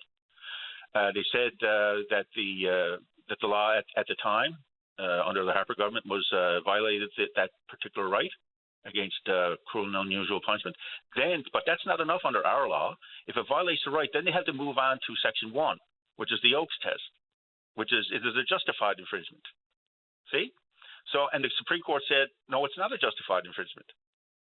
So here, the law is unconstitutional, the Harper law. It was unconstitutional, and then it went down to a Section 1 analysis. Is a justifiable limit in a free and democratic society to put a limit on that. And they said no. So it's unconstitutional. It's not justified under Section 1, but Mr. Poilievre still wants to take Section 33 now and say, I don't care if I'm going to bring it in. You're going to come out of there in the box. So we see this sort of mentality in the United States with Trump. He wants to take a sledgehammer to constitutional rights down in that country. He's attacking birthright citizenship under the 14th Amendment to the United States Constitution, that anybody born in the United States is automatically a citizen, irrespective of the legal status of the mother. He wants to turn around now, and he's going to challenge under the 22nd Amendment the two-term limit to presidential terms. He's musing about running for a third term in 2028, when the Constitution says you can only serve 2 terms. So it's this attack upon the constitutional rights that I see a parallel, and obviously they're not the same because it's 2 different countries, but it's an attack on the rule of law. When we have the highest court in our country turn around and say, in the case of Bissonnette, that the stacking provisions, the consecutive parole ineligibility periods for multiple murderers is unconstitutional. It's not saved by Section 1. But you have somebody running to become prime minister now and says, I don't care. I'm going to use the notwithstanding clause, bring in the big sledgehammer, and you're going to get in there, and you're going to stay in prison and come out in the box. And like you rightly pointed out, people like Paul Bernardo and Bissonnette and other people throughout the last 20 or 30 years who've been convicted of multiple killings, Alain Lagier and other people, they died in prison. Yep, they died in prison, either at the hands of an inmate or they died of whatever illness or ailments or age. That's right. And so that's been the case. And just the whole concept, the whole reference to Bissonnette. Bissonnette, of course, is the guy responsible for the Quebec mosque shooting. So just so people know what we're talking about. I appreciate the time. Look, again, inevitably, and I know because I've been doing this for a long time, there'll be people really quite cross about even daring to question any of these policies. But I think the ultimate point that I'll make one more time, that I'll stand by, is if it becomes acceptable practice, then somewhere down the line, when a different party holds power, if indeed they do what has now all of a sudden been applauded in one corner, if they do it against something that you don't support, then you'll be wondering why we ever entertain the acceptability of the federal government using the notwithstanding clause, as opposed to the well understood processes and the roles of the courts all the way to the Supreme Court. So you might like it today, but you probably won't like it the next time it's done. So maybe, just maybe, knowing that that's the case, maybe we should all agree that it's a bad idea. I agree, and I come from the point of view that when the Supreme Court of Canada makes a ruling, it's the highest court in the country. That's the law of the land. Full stop. And unless they, subsequently in another later decision, they revisit that decision and change the law stands, and whatever ruling they make, everybody has to follow it. You, me, and everybody else. And it shouldn't be subject to political whims. No, and it shouldn't be a complicated, controversial issue. You can talk about woke courts and biased judges.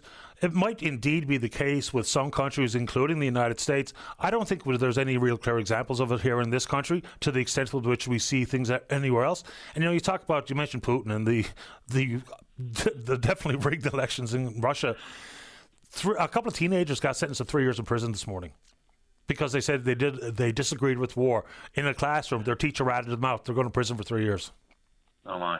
Yeah, how about that one? All right, I'm late for the news, Colin, but appreciate the time. Thanks, Paddy. Cheers. Take care. Bye-bye. All right, let's go ahead and take a break. Plenty of time for you right after this. The Tim Powers Show. Join the conversation weekday afternoons at 4 p.m. on your VOCM. Welcome back to the show. Let's go to line number 1. Daryl, you're on the air.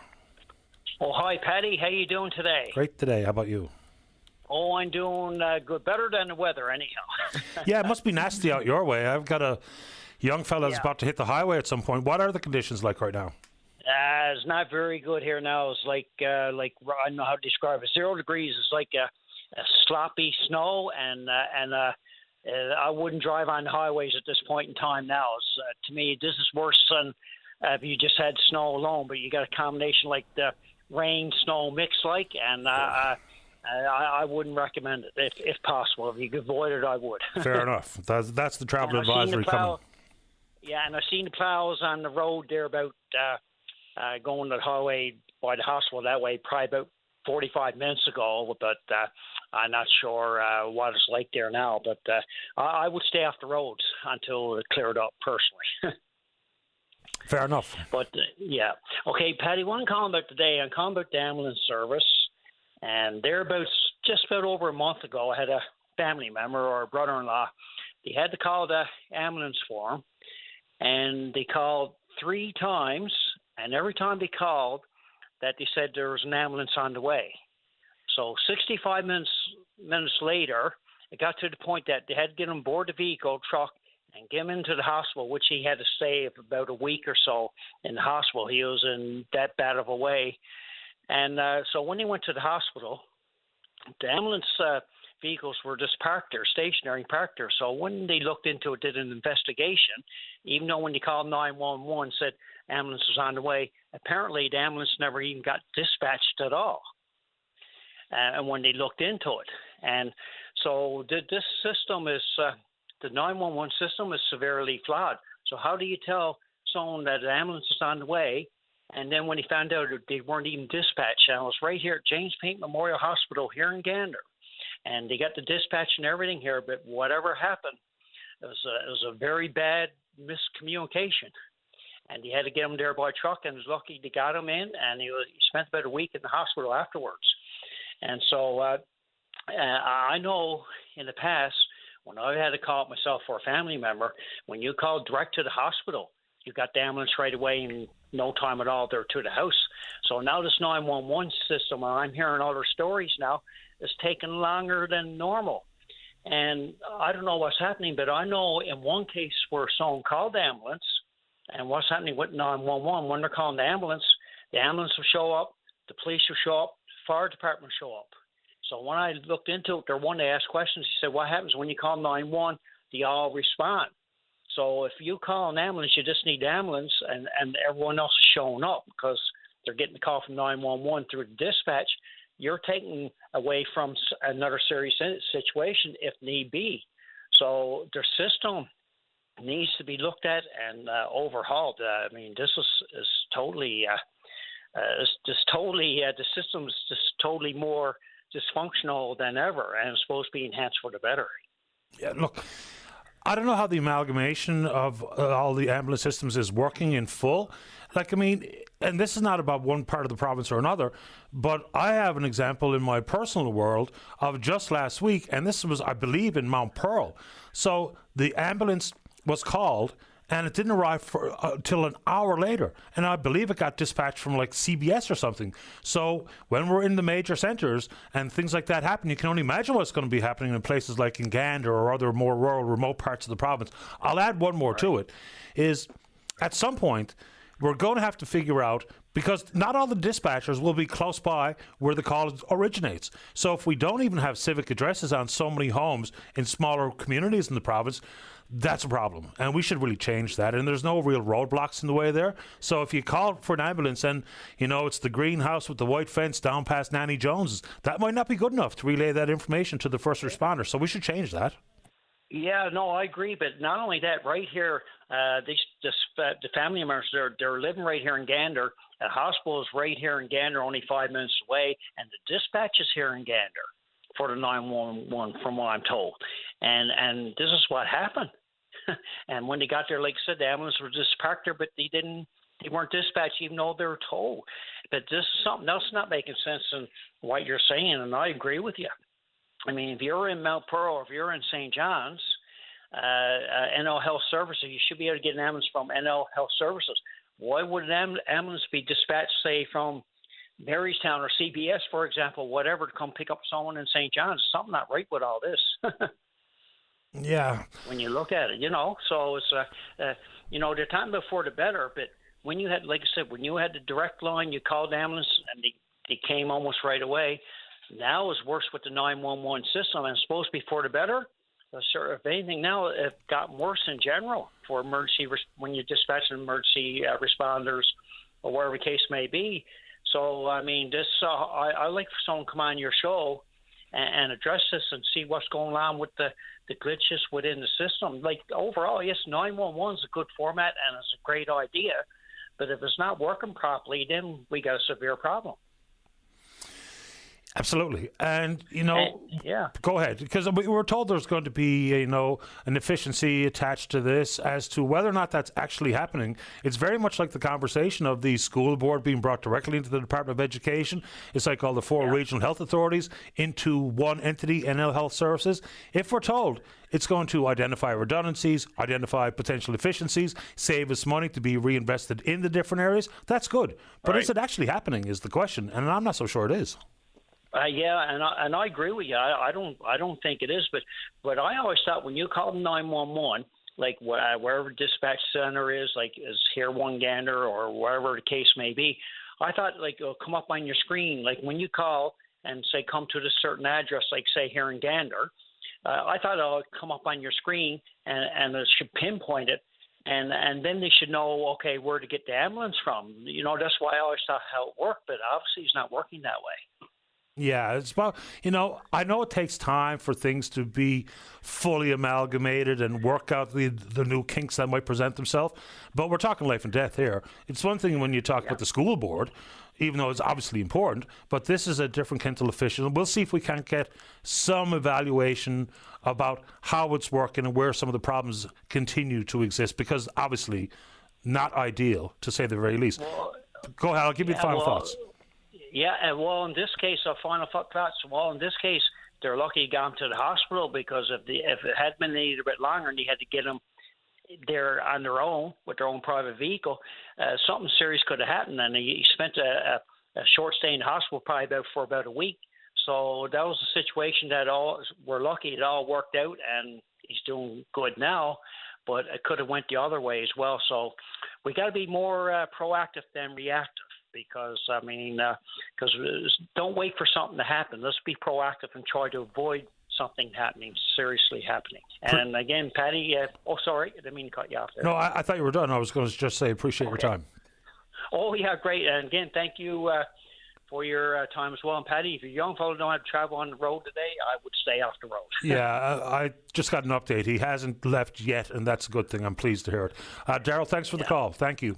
All right, yeah, and thanks for having me on your show, and all the best to you and staff at BOCN and your listening audience. Thanks very much. Stay in touch. All right, thank you. You're welcome. Yeah, thank you.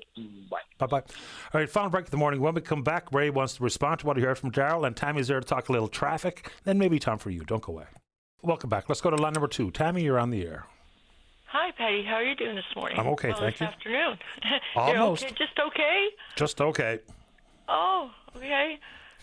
Well, it is not sunny here today. Maybe you need a bit of sun and vitamin C. That'd be good. Yeah, I'm just calling. I have mental illness, and about the traffic too. It's kind of a long story, but maybe you could help me through it. How do you find the traffic in St. John's lately? Ridiculous. Yeah, and what do you define ridiculous? Like, what happened to you? Well, I'll put it this way. One of my little daily exercises, I leave the parking lot here, I stop at the red light to make a left-hand turn. Don't tell me that. Up Whatchamacallit Road there, and I just count how many people blow through the yellow and red lights every single day, at least one, every single day. It's ridiculous. So driving around, look, there's a lot of vehicles on the road. The place is not designed for the volume of vehicles, and people are so aggressive and speeding around like like their hair's on fire. I just don't get it, because it can be stressful to drive around town. Oh, because no my doubt. hair is a different color. It's my fault, I guess, is it? I have mental illness, remember? Yeah, no. I'm saying people are driving around too fast. That's my basic I know, summary. but you're telling me all your problems, and I'm the one that is sad today. I thought you asked me. You go ahead. You tell me what's on your mind. No. I was just wondering. I have mental illness, and I can't drive because years ago when I used to drive in my truck, people used to haul out in front of me and came up road and sideswiped me with their mirrors. I was so glad the car wasn't hurt, but I got out and it was fine.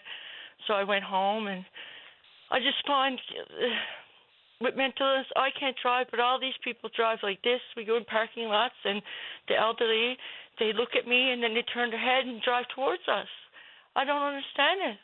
People hauling out in front of cars and almost hitting other cars, and I don't know, pulling out of driveways fast and going over in the second lane of traffic and almost hitting us going to Big Goods. I can't even go get my caffeine drinks.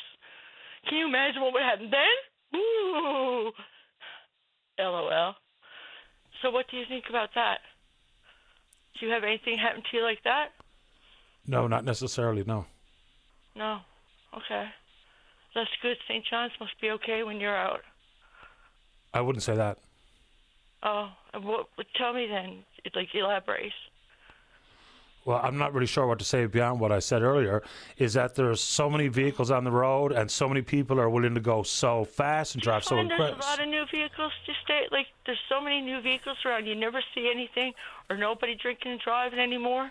No speeding out in town. When I go out in town, they drive perfect. It's only surrounding areas. Oh, that's not my experience, but so be it. I mean, if that's the way you see it. I'm sorry you got to deal with that, but maybe it's because on your radio show, people don't agree with some of your beliefs and that. That's fine with me. Blame it on me. All right, have a good day. You too, Tammy. All the best. Bye-bye. Final thoughts this morning goes to line number 4. Ray, you're on the air. Good morning, Paddy. How are you? Doing okay, Ray. How about you? Not too bad. From what I can understand, when you dial 911, they'll send the fire department first, and they come to where whatever's on the go. They'll determine if there's an ambulance required.